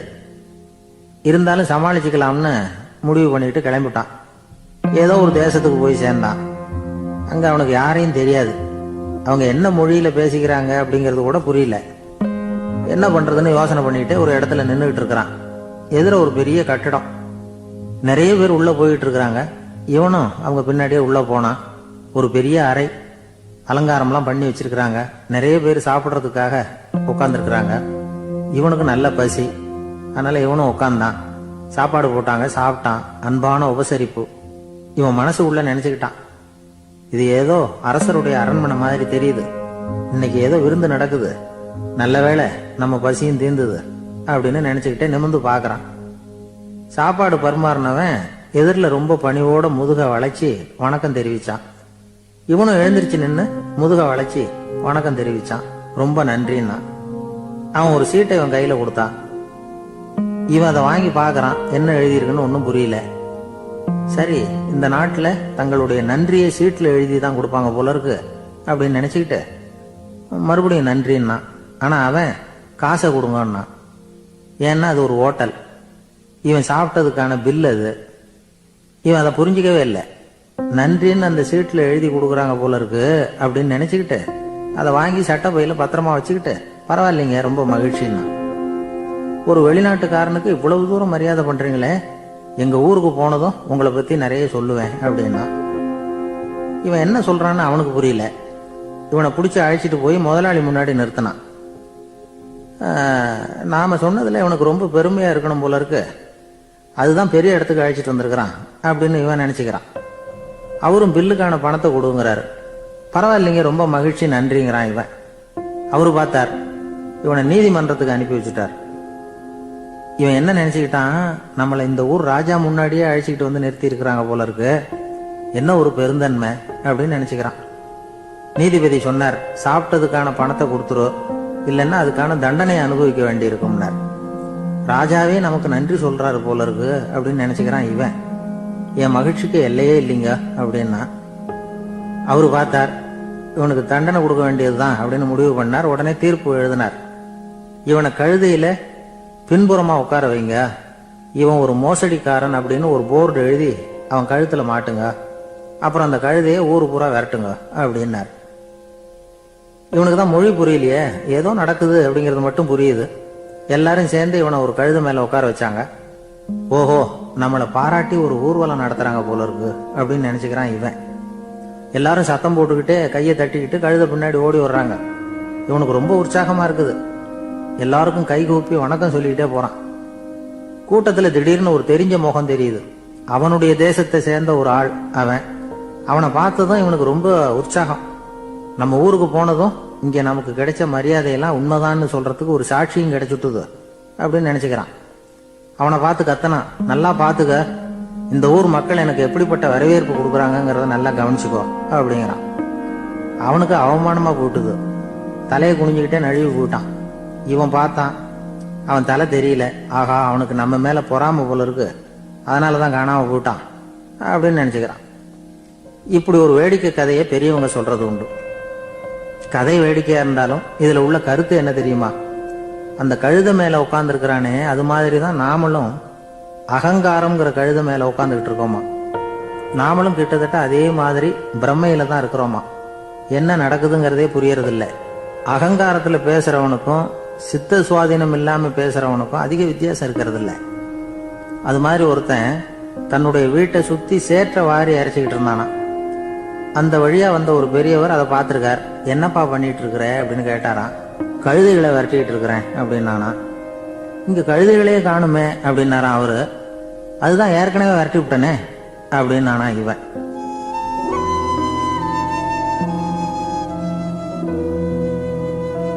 ஒரு ஊர்ல 4 நண்பர்கள் இருந்தாங்க. 4 பேரும் சோம்பேறிகள். 4 பேருக்கும் எந்த வேலையும் செய்யறதுக்கு உடம்பு வளையறதில்ல. இருந்தாலும் சோம்பேறித்தனத்துல ஒருத்தருக்கு ஒருத்தர் கொஞ்சம் வித்தியாசம் உண்டு. அதுக்கு தகுந்த மாதிரி அவங்களுக்கு பேர் அமைஞ்சு போச்சு. ஒருத்தன் கால் சோம்பேறி, இன்னொருத்தன் அரை சோம்பேறி, அடுத்தவன் முக்கால் சோம்பேறி, கடைசி ஆளு முழு சோம்பேறி. இவங்க 4 பேரும் நண்பர்கள். அப்புறம் எப்படி காரியம் நடக்கும்? 4 பேரும் ஒரு வீதியில அப்படியே நடந்து போயிட்டு இருக்கிறாங்க. நல்ல பசி. எங்கேயாவது சோறு போடுவாங்களா அப்படின்னு பார்த்துக்கிட்டே வந்தாங்க. அவங்க வந்த வழியில ஒரு ₹1 காசு கிடந்தது தரையில. அவங்க கண்ணில் அது பட்டுது. ஆனாலும் அதை குனிஞ்சு எடுக்கணுமே, அதுக்கு சோம்பேறித்தனம். முழு சோம்பேறி பார்த்தான். பக்கத்துல வந்துகிட்டு இருந்த முக்கால் சோம்பேறி கிட்ட சொன்னானா, டேய் அதை கொஞ்சம் குனிஞ்சு எடுறா அப்படின்னானா. அவன் என்ன பண்ணான் தெரியுமா? அதுக்கு அடுத்தபடியா வந்த அரை சோம்பேறி கிட்ட சொன்னானா, டேய் நீ அதை கொஞ்சம் குனிஞ்சு எடுறா அப்படின்னானா. அவன் இவனை விட மோசம். அடுத்தவங்க கிட்ட சொல்லியிருக்கிறான். அவனும் குனியறதுக்கு தயாரா இல்லை. ஆக கூடி கடைசியில யாருமே காசை எடுக்கல. என்னத்துக்கு அனாவசியமா உடம்ப வளைச்சுக்கணும் அப்படின்னு எல்லாரும் பேசாம வந்துட்டாங்க. அவங்க பாட்டுக்கு நடந்து வந்துகிட்டே இருக்கிறாங்க. எதிரில் ஒருத்தன் வாழைப்பழத்தை வண்டியில வச்சு தள்ளிட்டே வந்தான். ரூபாய்க்கு 4 பழம்னு கூவி வித்துக்கிட்டே வர்றான். இப்ப அந்த முழு சோம்பேறி சொன்னானா, டேய் வழியில கிடந்தத ₹1, அதையாவது எடுத்துக்கிட்டு வந்திருந்தா இப்ப இந்த பழத்தை வாங்கி ஆளுக்கு ஒண்ணு சாப்பிடலாமே அப்படின்னானா. ஆமா சாப்பிட்டுருக்கலாமே அப்படின்னாங்களாம் மற்றவங்களும். ஆனாலும் திரும்பி போய் அதை எடுக்கணும்னு யாருக்கும் தோணல. பேசாம சோர்ந்து போய் நடந்து வந்தாங்களாம். இருட்டி போச்சு. வழியில ஒரு கோவில். சரி இங்கேயே படுத்து தூங்குவோம் அப்படின்னா ஒருத்தன். அதுதான் சரின்னாங்க மற்றவங்களும். அப்படியே மண்டபத்துல படுத்துட்டாங்க. கோவில் அர்ச்சகர் வேலையெல்லாம் முடிச்சுட்டு வெளியில வந்திருக்காரு. இவங்களை பார்த்தாராம். ஏன் இப்படி சோர்ந்து போய் கிடக்குறீங்க அப்படின்னு விசாரிச்சிருக்காரு. 2 நாளாச்சுங்க நாங்க சாப்பிட்டு அப்படின்னாங்களாம். அவர் உடனே ஐயோ பாவம் அப்படின்னு சொல்லி பானை, விறகு, அரிசி, தண்ணி எல்லாம் கொடுத்து நீங்களே சமையல் பண்ணி சாப்பிட்டுக்கோங்க அப்படின்னு சொல்லிவிட்டு போயிட்டார். இந்த 4 பேருக்கும் சமையல் பண்ணி சாப்பிடணும்னு ஆசையா தான் இருந்தது. ஆனா அடுப்பு பத்த வைக்கணுமே, அதுக்கு தீப்பெட்டி வேணுமே. தீப்பெட்டி இல்லை. இப்ப முழு சோம்பேறி ஆரம்பிச்சான். அடுத்தவனை பார்த்து, டேய் கடைக்கு போய் ஒரு தீப்பெட்டி வாங்கிட்டு வாயேன் அப்படின்னு நானா. அவன் வழக்கம் போல அடுத்தவங்க கிட்ட சொல்லியிருக்கான். அவன் அதுக்கு அடுத்தவங்க கிட்ட சொல்லியிருக்கிறான். கடைசியா கால் சோம்பேறி கிட்ட வந்து சேர்ந்தது. அவனும் அது நம்மால முடியாது அப்படின்னு பேசாம இருந்துட்டான். இப்ப தீப்பெட்டி வேணுமே, அதுக்கு என்ன பண்றது? அவங்களுக்குள்ள பேசி ஒரு முடிவுக்கு வந்தாங்களாம். அதாவது யாரு முதல்ல வாயை திறந்து பேசுறாங்களோ அவங்க தான் தீப்பெட்டி வாங்கறதுக்கு போகணும் அப்படின்னு. அவ்வளவுதான். உடனே 4 பேரும் வாயை கெட்டியா மூடிட்டு படுத்துக்கிட்டாங்க. அவங்க சமையல் பண்ணி சாப்பிட்டாங்களா என்ன அப்படிங்கிறது அர்ச்சகருக்கு தெரியல. சரி பார்த்துட்டு வரலாமேன்னு வந்தார். வந்து பாக்குறாரு, இவங்க 4 பேரும் அசையாம படுத்து கிடக்குறாங்க. அர்ச்சகர் பயந்துட்டார். ஒருவேளை பசி தாங்காம செத்து போட்டாங்களோ அப்படிங்கிற பயம். அல்லது நாம கொடுத்த உணவுப் பொருள்ல ஏதாவது விஷம் கலந்துருக்குமோ அப்படின்னு பயந்தார். அப்படின்னா நம்ம மேல பழி வந்துருமே அப்படின்னு நினைச்சு நடுங்க ஆரம்பிச்சுட்டார். அப்புறம் அவரும் ஒரு முடிவுக்கு வந்தாராம். கோவிலுக்கு பக்கத்திலேயே ஒரு பெரிய குழி இருந்தது. அதுல ஒவ்வொருத்தரையா இழுத்துக்கிட்டு போய் போட்டார். கொஞ்சம் மண்ணை தள்ளுனார், காலால மிதிச்சார். அவர் மிதிச்ச மிதி ஒருத்தன் அடி வயத்துல போட்டுவிட்டது. அவன் உடனே வலி தாங்காம ஐயோ அம்மான்னு அலறினான். உடனே நடந்தது என்ன தெரியுமா? மற்ற 3 பேரும் துள்ளி எழுந்திருச்சாங்களாம். அவனை பார்த்து நீ தாண்டா தீப்பெட்டி வாங்க போகணும், நீ தாண்டா வாங்க போகணும், நீ தான் சத்தம் போட்ட அப்படின்னு சொல்லி ஆரம்பிச்சுட்டாங்களாம். அர்ச்சகர் பார்த்தார், இது பேய் மாதிரி தெரியுதுன்னு நினைச்சுக்கிட்டு ஒரே ஓட்டமா ஓடி போட்டாராம். கிராமப்புறங்கள்ல இப்படி ஒரு கதையை சொல்றது உண்டு. சோம்பல்ங்கிறது நம்ம முன்னேற்றத்துக்கு பெரிய தடை அப்படிங்கிறத நாம புரிஞ்சுக்கணும். அதுதான் இந்த கதை சொல்ற நீதி. ஒரு பள்ளிக்கூடத்துல ஒரு புதுமையான போட்டி நடந்துதான். அதாவது சோம்பேறித்தனத்துக்கு பரிசு. அதுல 2வது பரிசு யாருக்குன்னு அறிவிச்சாங்க. ஒரு பையன் எழுந்திருச்சு மெதுவா நடந்து போய் பரிசை வாங்கிட்டான். அடுத்தது முதல் பரிசு யாருக்கு அப்படின்னு அறிவிச்சாங்களாம். அவன் கடைசி வரிசையில இருந்து கத்தனானா, ஐயா அதையும் அந்த பையன் மூலமாவே கொடுத்து அனுப்பி வச்சிருங்க, இங்க வந்தது நான் வாங்கிக்கிறேன் அப்படின்னு நானா.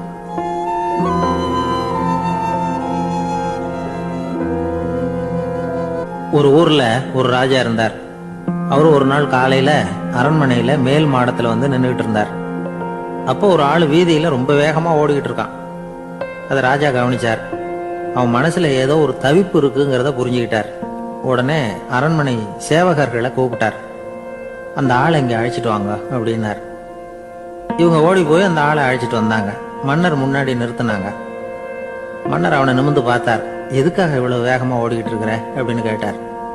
இதுக்கு அவன் சொன்னா, மன்னா, நம்ம கோட்டையின் வடக்கு வாசல் இருக்கு இல்லையா, அது ஓரமா ஒரு பெரிய பாறாங்கல் கிடக்கு.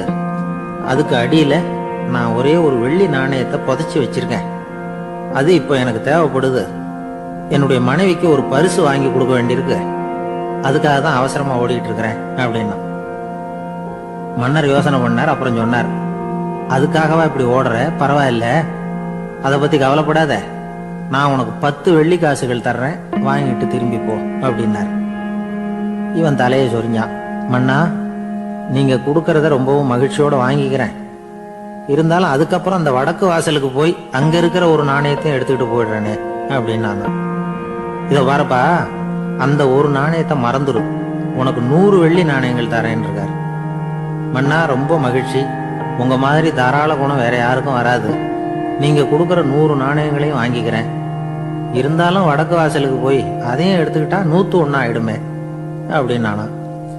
இத பாருப்பா, அந்த ஒரு நாணயத்தை மறந்துரு, அது எக்கேடாவது கெட்டு போட்டோம்.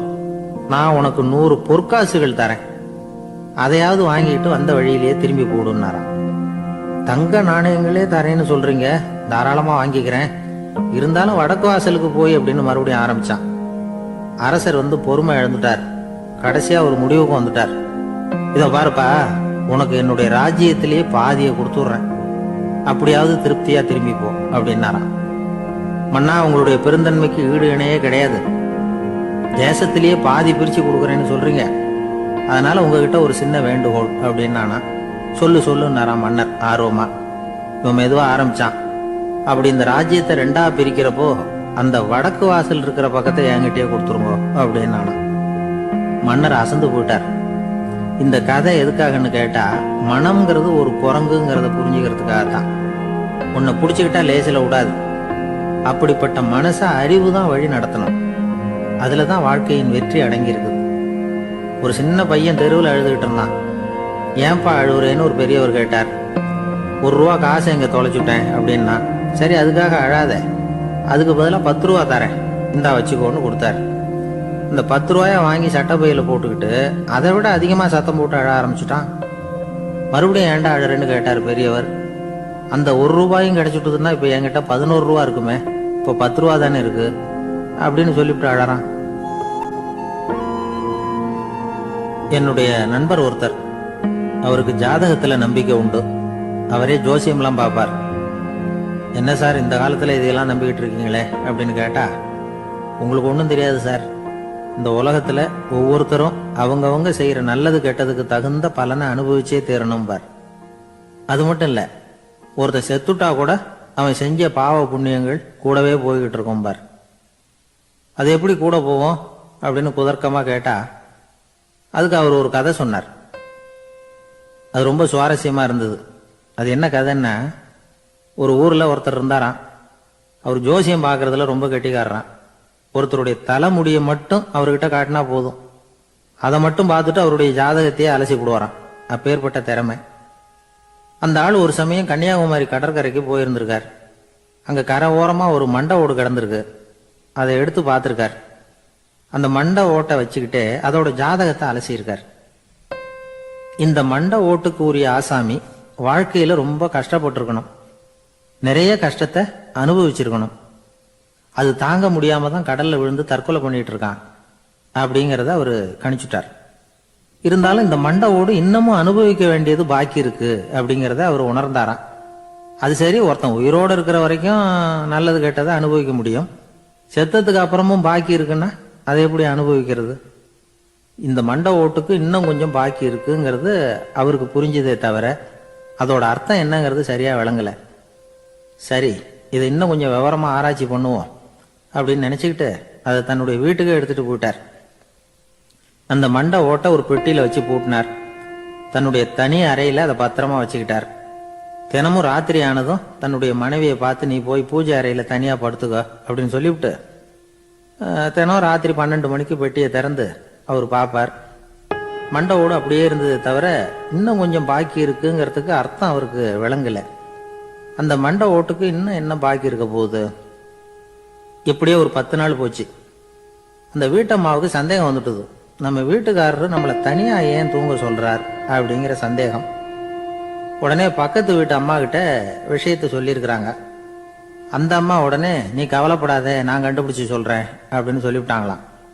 அன்னைக்கு ராத்திரியே ஜன்னல் வழியா எட்டி பார்த்துருக்குறாங்க. இந்த ஆள் மண்டை ஓட்டை கையில வச்சுக்கிட்டு அது திருப்பி திருப்பி பார்த்துக்கிட்டு இருக்கிறான். அதை பார்த்துட்டாங்க. மறுநாள் காலையில அவரோட மனைவியை பார்த்தாங்க.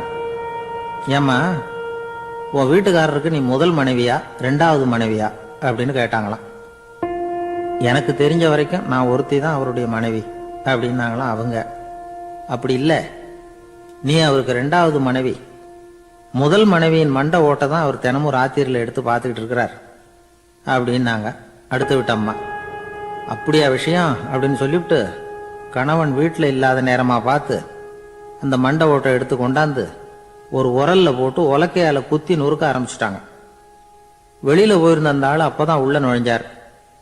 மண்டை ஓடு உலக்கை கிட்ட குத்து வாங்கிட்டு இருக்கு. அது அனுபவிக்க வேண்டியது இன்னும் கொஞ்சம் பாக்கி இருக்குங்கிறதுக்கு அர்த்தம் எனக்கு இப்பதான் புரிஞ்சுது அப்படின்னாராம் அவர். இந்த கதையிலிருந்து நாம இன்னொரு நீதியையும் புரிஞ்சுக்கணும்.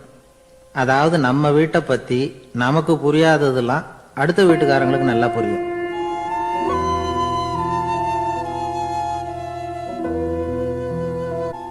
ஒரு ஊர்ல ஒரு ஆள் இருந்தான். அவன் ஒரு நாள் கோயிலுக்கு போனான். கடவுள்கிட்ட வேண்டிக்கிட்டான், எனக்கு ஒரு 1,00,000 ரூபா நீ கொடுத்தா நான் உன் சன்னதியில ஒரு தேங்காய் உடைக்கிறேன் அப்படின்னு வேண்டிக்கிட்டான். கடவுள் பார்த்தார். உடனே அவன் கண் முன்னாடி தோன்றினார். இந்தா நீ கேட்ட 1,00,000 ரூபாய் அப்படின்னு சொல்லி அவன் கையில பணத்தை கொடுத்துட்டு மறைஞ்சிட்டார். இவனால நம்பவே முடியல.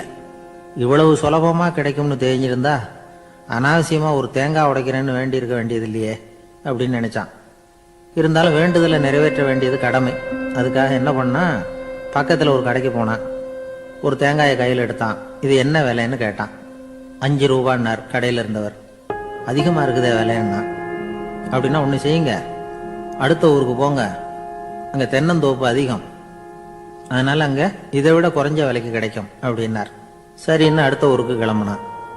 அங்க போய் விசாரிச்சான். ஒரு தேங்காய் 3 ரூபாய் விலைன்னாங்க. இதுவும் அதிகமா தெரியுதேன்னா. அப்படின்னா ஒண்ணு செய்ய, அதோ அந்த ஆத்து ஓரமா ஒரு தென்னை மரம் இருக்கு பார், அதுல நீயே ஏறி பறிச்சுக்கோ, ஒரு தேங்காய்க்கு 1 ரூபா கொடுத்தா போதும் அப்படின்னார் அந்த தோப்புக்கு சொந்தக்காரரு. இவனுக்கு மரம் ஏற தெரியாது. இருந்தாலும் ஆசை யார விட்டுது, விலை சல்லிசா இருக்குதே. ஆத்து ஓரம் போனா தட்டு தடுமாறி அந்த மரத்துல ஏறினா அந்த தென்னை மரம் வளைஞ்சி ஆத்து பக்கம் போய் அப்புறம் நிமிர்ந்து இருந்தது. அதாவது மரத்தின் உச்சி சரியா ஆத்துக்கு நடுவுல இருந்தது. ஆத்துல வெள்ளம் கரபுரண்டு ஓடிட்டு இருக்கு. இவன் கடவுள் கொடுத்த 1,00,000 ரூபாயை மடியில வச்சு இறுக்கி கட்டிக்கிட்டான். உச்சிக்கு போய் காய் பறிக்கிற சமயத்துல காத்து மழையும் பலமா கலந்து அடிக்க ஆரம்பிச்சுட்டுது. கால் வழுக்கி விட்டுட்டுது. இவன் சடார்னு ஒரு தென்னை மட்டையை பிடிச்சிக்கிட்டு தொங்க ஆரம்பிச்சிட்டான். கீழே பயங்கரமான வெள்ளம், மடியில 1,00,000 பணம். என்ன செய்யறதுன்னு தவிக்கிறான். இந்த சமயம் கரையில ஒரு யானை பாகன் யானையை குளிப்பாட்டிக்கிட்டு இருக்கிறான். அது அவன் கண்ணில் பட்டுது. ஐயா, ஒரு உதவின்னு கத்துனான்.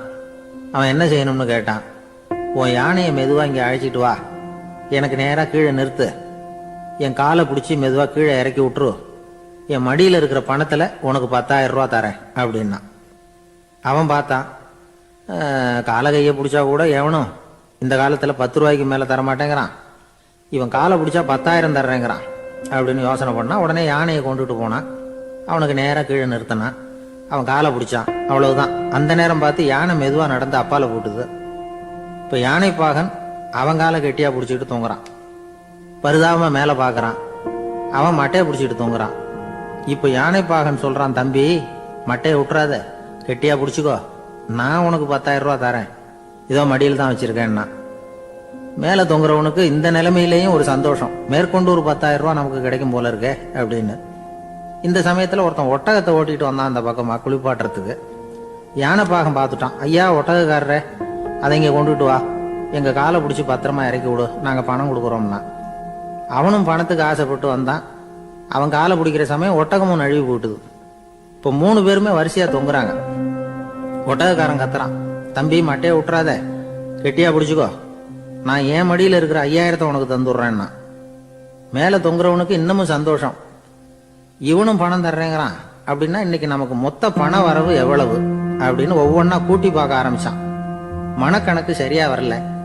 அதனால அப்படியே விரல விட்டு எண்ண ஆரம்பிச்சான். அவ்வளவுதான். மட்டையை விட்டுட்டு கை நழுவி வந்துட்டுது. 3 பேரும் பொத்துன்னு ஆத்துல விழுந்தாங்க. படாத பாடுபட்டு தட்டு தடுமாறி கரைக்கு வந்து சேர்ந்தாங்க. 3 பேர் மடியில இருந்த பணமும் ஆத்தோட போட்டுது.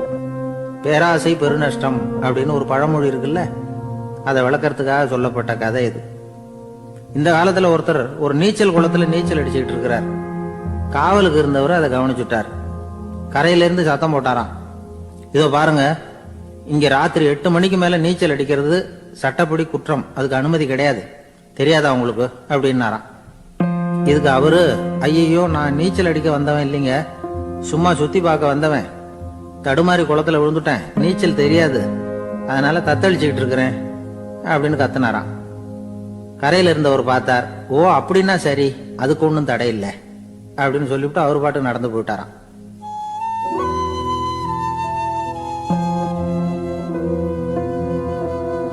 ஒரு ஊர்ல ஒரு ஆள் இருந்தான். நிறைய பணம் சேர்த்தான். அவனுக்கு சம்பாதிக்க தெரியுமே தவிர செலவு பண்ண தெரியாது. மகா கஞ்சன். காசை கையில எடுக்கவும் மாட்டான். எடுத்தா செலவு செய்ய வேண்டியிருக்குமே, அதனால இப்படியே அவன் காலத்தை ஓட்டி விட்டான். வயசாயிட்டுது. அவனுடைய மனைவி ஒரு நாள் கேட்டாங்க, இவ்வளவு நாளா நீங்க என்ன எங்கேயுமே அழைச்சிட்டு போனதில்ல, இப்போவாவது அழைச்சிட்டு போகக்கூடாதா அப்படின்னாங்க. எங்க போகணும் சொல்லுன்னா. காசிக்கு போகணும், கங்கையில குளிக்கணும்னாங்க. இவன் பார்த்தான், இதுக்கு ஏன் அவ்வளவு தூரம் செலவு பண்ணிட்டு போகணும், நம்ம ஊர் ஆத்துலயே குளிக்கலாமே, இதுவும் புண்ணிய நதி தான், இங்க குளிச்சா அங்க குளிச்ச பலன் கிடைச்சிரும் அப்படின்னா.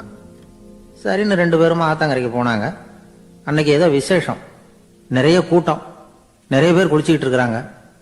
கரையில சில புரோகிதர்கள் நின்றுகிட்டு இருக்கிறாங்க. குளிக்கிறதுக்கு முந்தி அவங்க கிட்ட உட்காந்தா ஏதோ மந்திரம்லாம் சொல்லுவாங்க, கொஞ்சம் காசு கொடுக்க வேண்டியிருக்கும். அதனால இவன் என்ன பண்ணா, ஆத்தங்கரையிலேயே கொஞ்சம் தூரம் போனான். ஊரை விட்டு தள்ளி வந்துட்டான். அங்க யாருமே இல்லை. அப்பாடான்னு சந்தோஷப்பட்டான். குளிக்கலாம்னு புறப்பட்டான். இந்த நேரம் கடவுள் பார்த்தார், இந்த கஞ்சனுக்கு ஏதாவது புத்தி போகட்டணும் அப்படின்னு நினைச்சார். உடனே ஒரு புரோகிதர் மாதிரி உருவத்தை மாத்திக்கிட்டு அந்த ஆள் முன்னாடி வந்து நின்னார். அவனுக்கு அதிர்ச்சி. இங்க யாருமே இருக்க மாட்டாங்கன்னு நினைச்சா இங்கேயுமே ஒரு ஆள் வந்துட்டாரு, என்ன பண்றதுன்னு யோசனை பண்ணான்.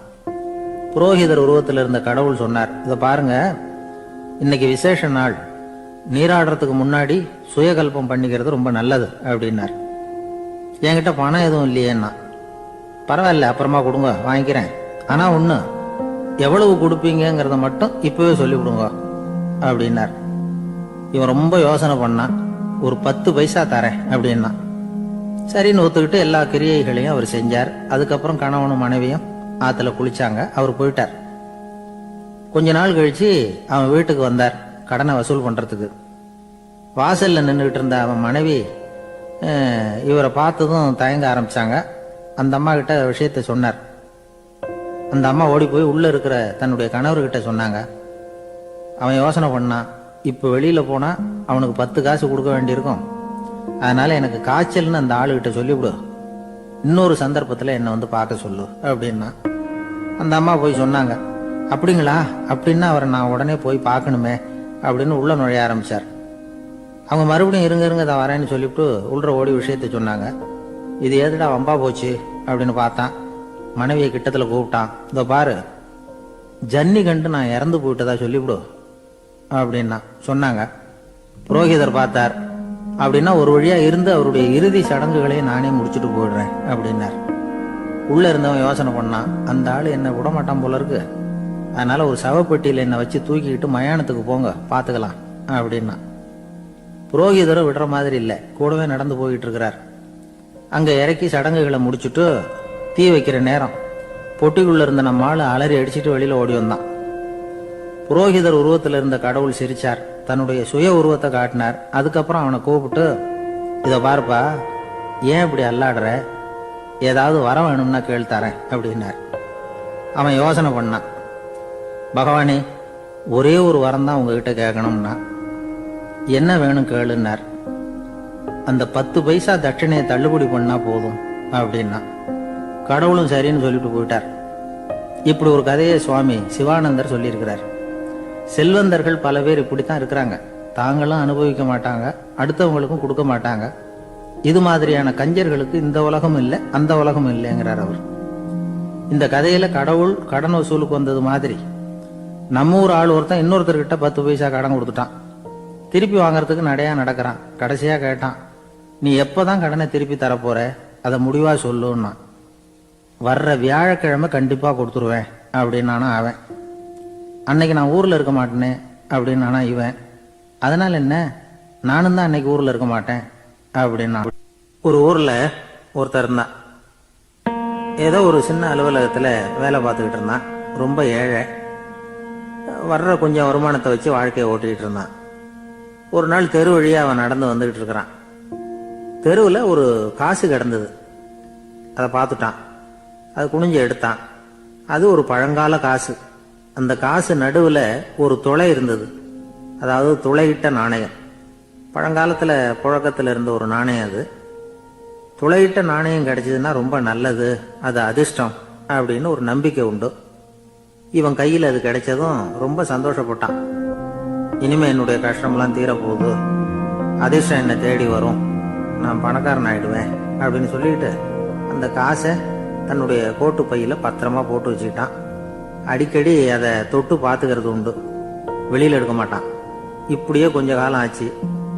அதுக்கப்புறம் என்னாச்சு தெரியுமா, நிஜமாவே அதிர்ஷ்டம் அவனை தேடி வர ஆரம்பிச்சுட்டுது. செல்வம் வந்து குவிஞ்சது. பணம், பதவி, புகழ் எல்லாம் வந்து சேர்ந்தது. சமூகத்துல அவன் ஒரு பெரிய மனுஷன் ஆயிட்டான். எல்லாரும் அவனை பாராட்டினாங்க.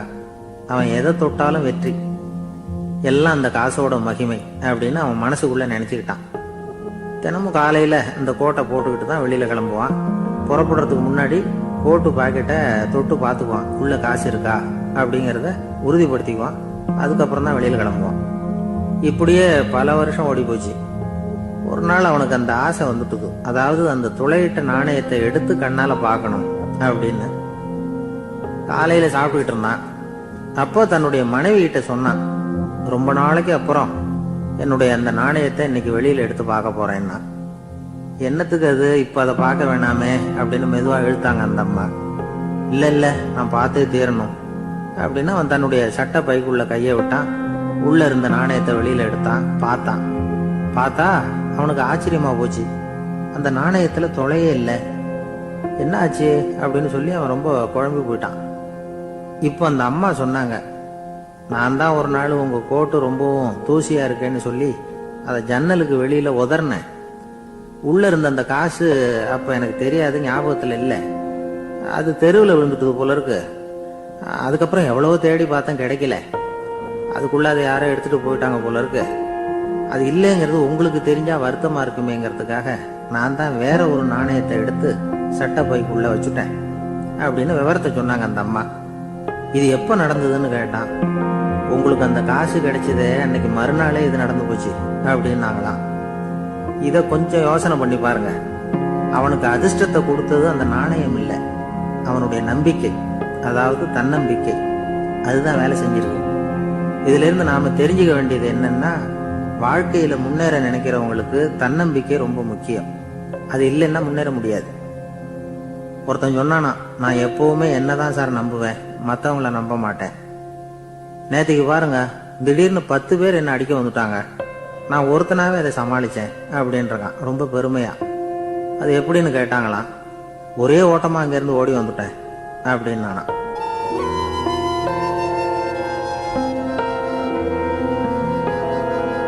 ஒரு ஊர்ல ஒருத்தர் இருந்தார், ரொம்ப நல்லவர். யாருக்காவது ஏதாவது கொடுத்துக்கிட்டே இருப்பார், கொடையாளி.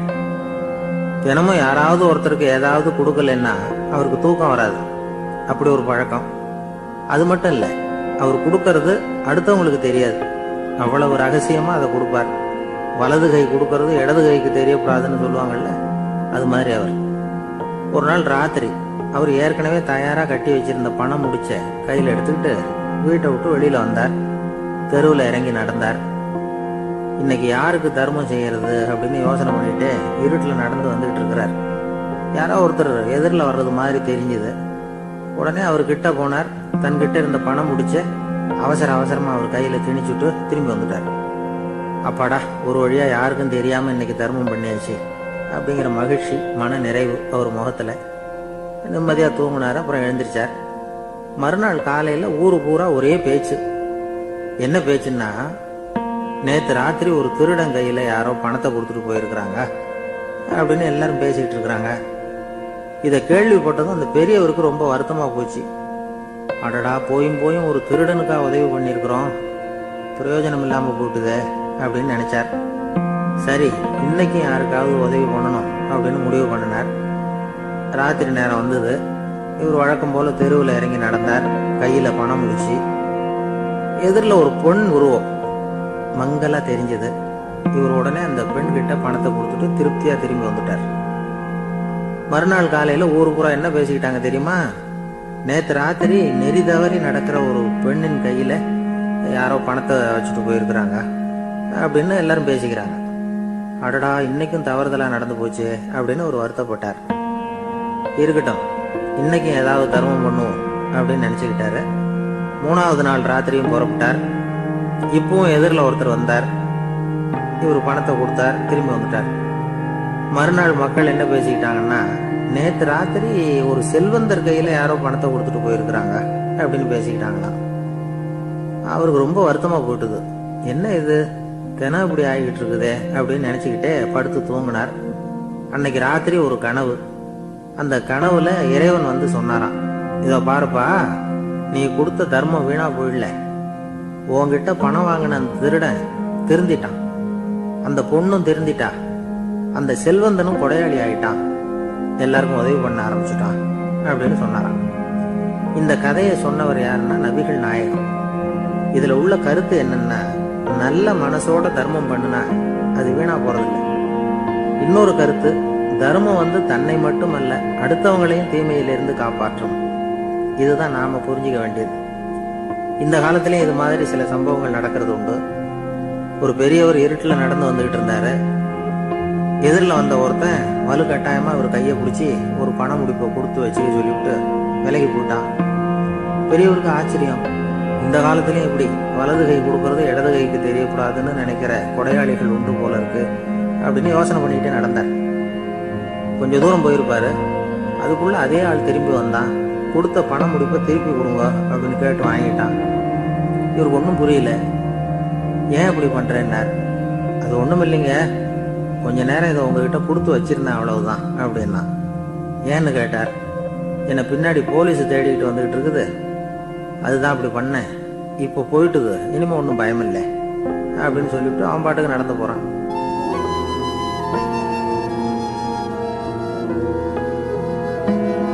ஜெருசலேம், அங்க உள்ள ஒரு தேவாலயம். அதுல உள்ள பலிபீடத்தின் முன்னாடி ஒரு பெட்டி உண்டு. அது காணிக்கை பெட்டி. ஆலயத்துக்கு வர்றவங்க பிரார்த்தனை பண்ணிவிட்டு திரும்பி போற சமயத்துல அந்த பெட்டியில காணிக்கை போடுவாங்க. அவங்களால எவ்வளவு முடியுமோ அவ்வளவு போடுறது வழக்கம். அவங்க வசதிக்கு தகுந்த மாதிரி போடுவாங்க. வசதி உள்ளவங்களா இருந்தாலும் சரி, வசதியே இல்லாத வறியவர்களா இருந்தாலும் சரி, ஆலய காணிக்கை பெட்டியில காசு போடுறது அவங்களுக்கு ரொம்ப பெருமையான ஒரு செயல். ஒரு சமயம் இயேசு தம்முடைய சீடர்களோடு அந்த ஆலயத்துக்கு வரார். அங்க உட்காந்து ரொம்ப நேரம் வழிபாடு பண்ணிட்டு இருக்கிறார். சீடர்களும் அந்த ஜபத்துல கலந்துக்கிட்டாங்க. வழிபாடு முடிஞ்சுது. இயேசு உட்கார்ந்துருக்கிறார். காணிக்கை பெட்டியில காசு போடுறவங்கள கவனிக்கிறார். சீடர்களும் அதையே கவனிச்சுக்கிட்டு இருக்கிறாங்க. ரொம்ப பேர் வரிசையா வந்தாங்க. அவங்களால முடிஞ்ச அளவுக்கு காசு போட்டுட்டு அவங்க பாட்டுக்கு போய்கிட்டு இருக்கிறாங்க. வசதியானவங்க நிறைய பேர் வந்தாங்க. அதுக்கு மத்தியில வயசான ஒரு அம்மா, அவங்களும் வந்து காசு போட்டுட்டு போறாங்க. இப்போ இயேசு தன்னுடைய சீடர்கள் பக்கம் திரும்பினார். ஒரு கேள்வி கேட்டார். இப்போ இந்த காணிக்கை பெட்டியில நிறைய பேர் வந்து காசு போட்டுட்டு போறத நீங்க கவனிச்சிங்க. இன்னைக்கு இந்த காணிக்கை பெட்டியில ரொம்பவும் அதிகமா காசு போட்டது யார் அப்படின்னு கேட்டார். முதல்ல வந்தார ஒரு பெரிய மனுஷன், அவர் தான் அதிகமா போட்டார் அப்படின்னாரு ஒருத்தர். மூணாவதா வந்தவர் தான் அதிகமா போட்டார், நான் கவனிச்சேன் அப்படின்னாரு இன்னொருத்தர். இப்படி ஆளுக்கு ஒரு விதமா சொல்றாங்க. கடைசியா இயேசு சொன்னாராம், இன்றைக்கு அந்த பெட்டியில அதிகமா காசு போட்டவங்க அந்த வயசான அம்மா தான் அப்படின்னாராம். சீடர்களுக்கு ஒன்றும் புரியல. அந்த அம்மா ரொம்ப ஏழையாச்சே, அவங்க எப்படி அதிகமா காணிக்கை செலுத்த முடியும் அப்படிங்கறது அவங்க சந்தேகம். இயேசு விளக்குனார். நிறைய பேர் வந்தாங்க, நிறையவே காசுகள் போட்டாங்க, அது உண்மைதான். ஆனாலும் அந்த அம்மா என்ன பண்ணாங்க கவனிச்சிங்களா? வந்தாங்க, தன்னுடைய காசு பைய திறந்தாங்க, அப்படியே கொட்டுனாங்க. அதுல இருந்தது 2 காசுகள் தான். அந்த 2 காசும் காணிக்கை பெட்டியில விழுந்துட்டுது. மற்றவங்கள்லாம் தங்கள்கிட்ட இருந்த செல்வத்தின் ஒரு சிறு பகுதியை எடுத்து பெட்டியில போட்டாங்க. ஆனா இந்த அம்மா தன்கிட்ட என்ன இருந்ததோ அதை அப்படியே போட்டுட்டாங்க. தன்னுடைய பிழைப்புக்காக வச்சிருந்த அவ்வளவையும் இழக்கிறதுக்கு தயாராயிட்டாங்க. அவ்வளவு தாராள மனசு அவங்களுக்கு. அதனால அவங்க செலுத்தின காணிக்கை தான் அளவுல அதிகம் அப்படின்னார். விலை மதிப்பில்லாத முத்து புதையல் ஒருத்தனுக்கு கிடைக்க போகுதுன்னு வச்சுக்கோங்க. அதன் மதிப்பை உணர்ந்தவன் என்ன பண்ணுவான்? அதை அடையறதுக்காக தன்கிட்ட இருக்கிற எதையும் கொடுக்கறதுக்கு தயாரா இருப்பான் இல்லையா? அது மாதிரிதான் இதுவும் அப்படின்னார். உலக மதிப்பீடுகளை துரும்பா தூசியா மதிச்சு அதையெல்லாம் உதறி விடுகிறவன் இறையருள் அப்படிங்கிற இணையில்லாத செல்வத்தை பெறுகிறான் அப்படிங்கிறது இதுல உள்ள கருத்து. இறைவனுக்காக இழப்பதுன்னா துன்பப்படுகிறவர்களுக்காக, ஏழைகளுக்காக, ஏதுமற்றவர்களுக்காக இழப்பது அப்படின்னு அர்த்தம். உங்கள் அயலானுக்கு நீங்கள் என்ன உதவி செய்தாலும் அதை எனக்கே செய்கிறீர்கள் அப்படின்னு இயேசு சொல்லியிருக்கிறார். அடுத்தவங்களுக்கு உதவணுங்கிற குணம் இன்னைக்கு ரொம்ப குறைஞ்சு போச்சு. ஒருத்தன் வாழைப்பழத்தோல் வழுக்கி கீழே விழுந்துட்டான். பக்கத்துல இருந்த நண்பன் உடனே இவனை தூக்கிக்கிட்டு போய் ஆஸ்பத்திரியில சேர்த்துட்டான். அதுக்கப்புறம் சொன்னான், நீ அந்த வாழைப்பழத்தோல்ல காலை வைக்க போறத முன்னாடியே நான் கவனிச்சுட்டேன் அப்படின்னானா. அப்படின்னா அப்பவே நீ எனக்கு உதவி செஞ்சிருக்கலாமே அப்படின்னானா அவன். நான் டாக்டருக்கு உதவலாம்னு நினைச்சுட்டேன் அப்படின்னா இவன்.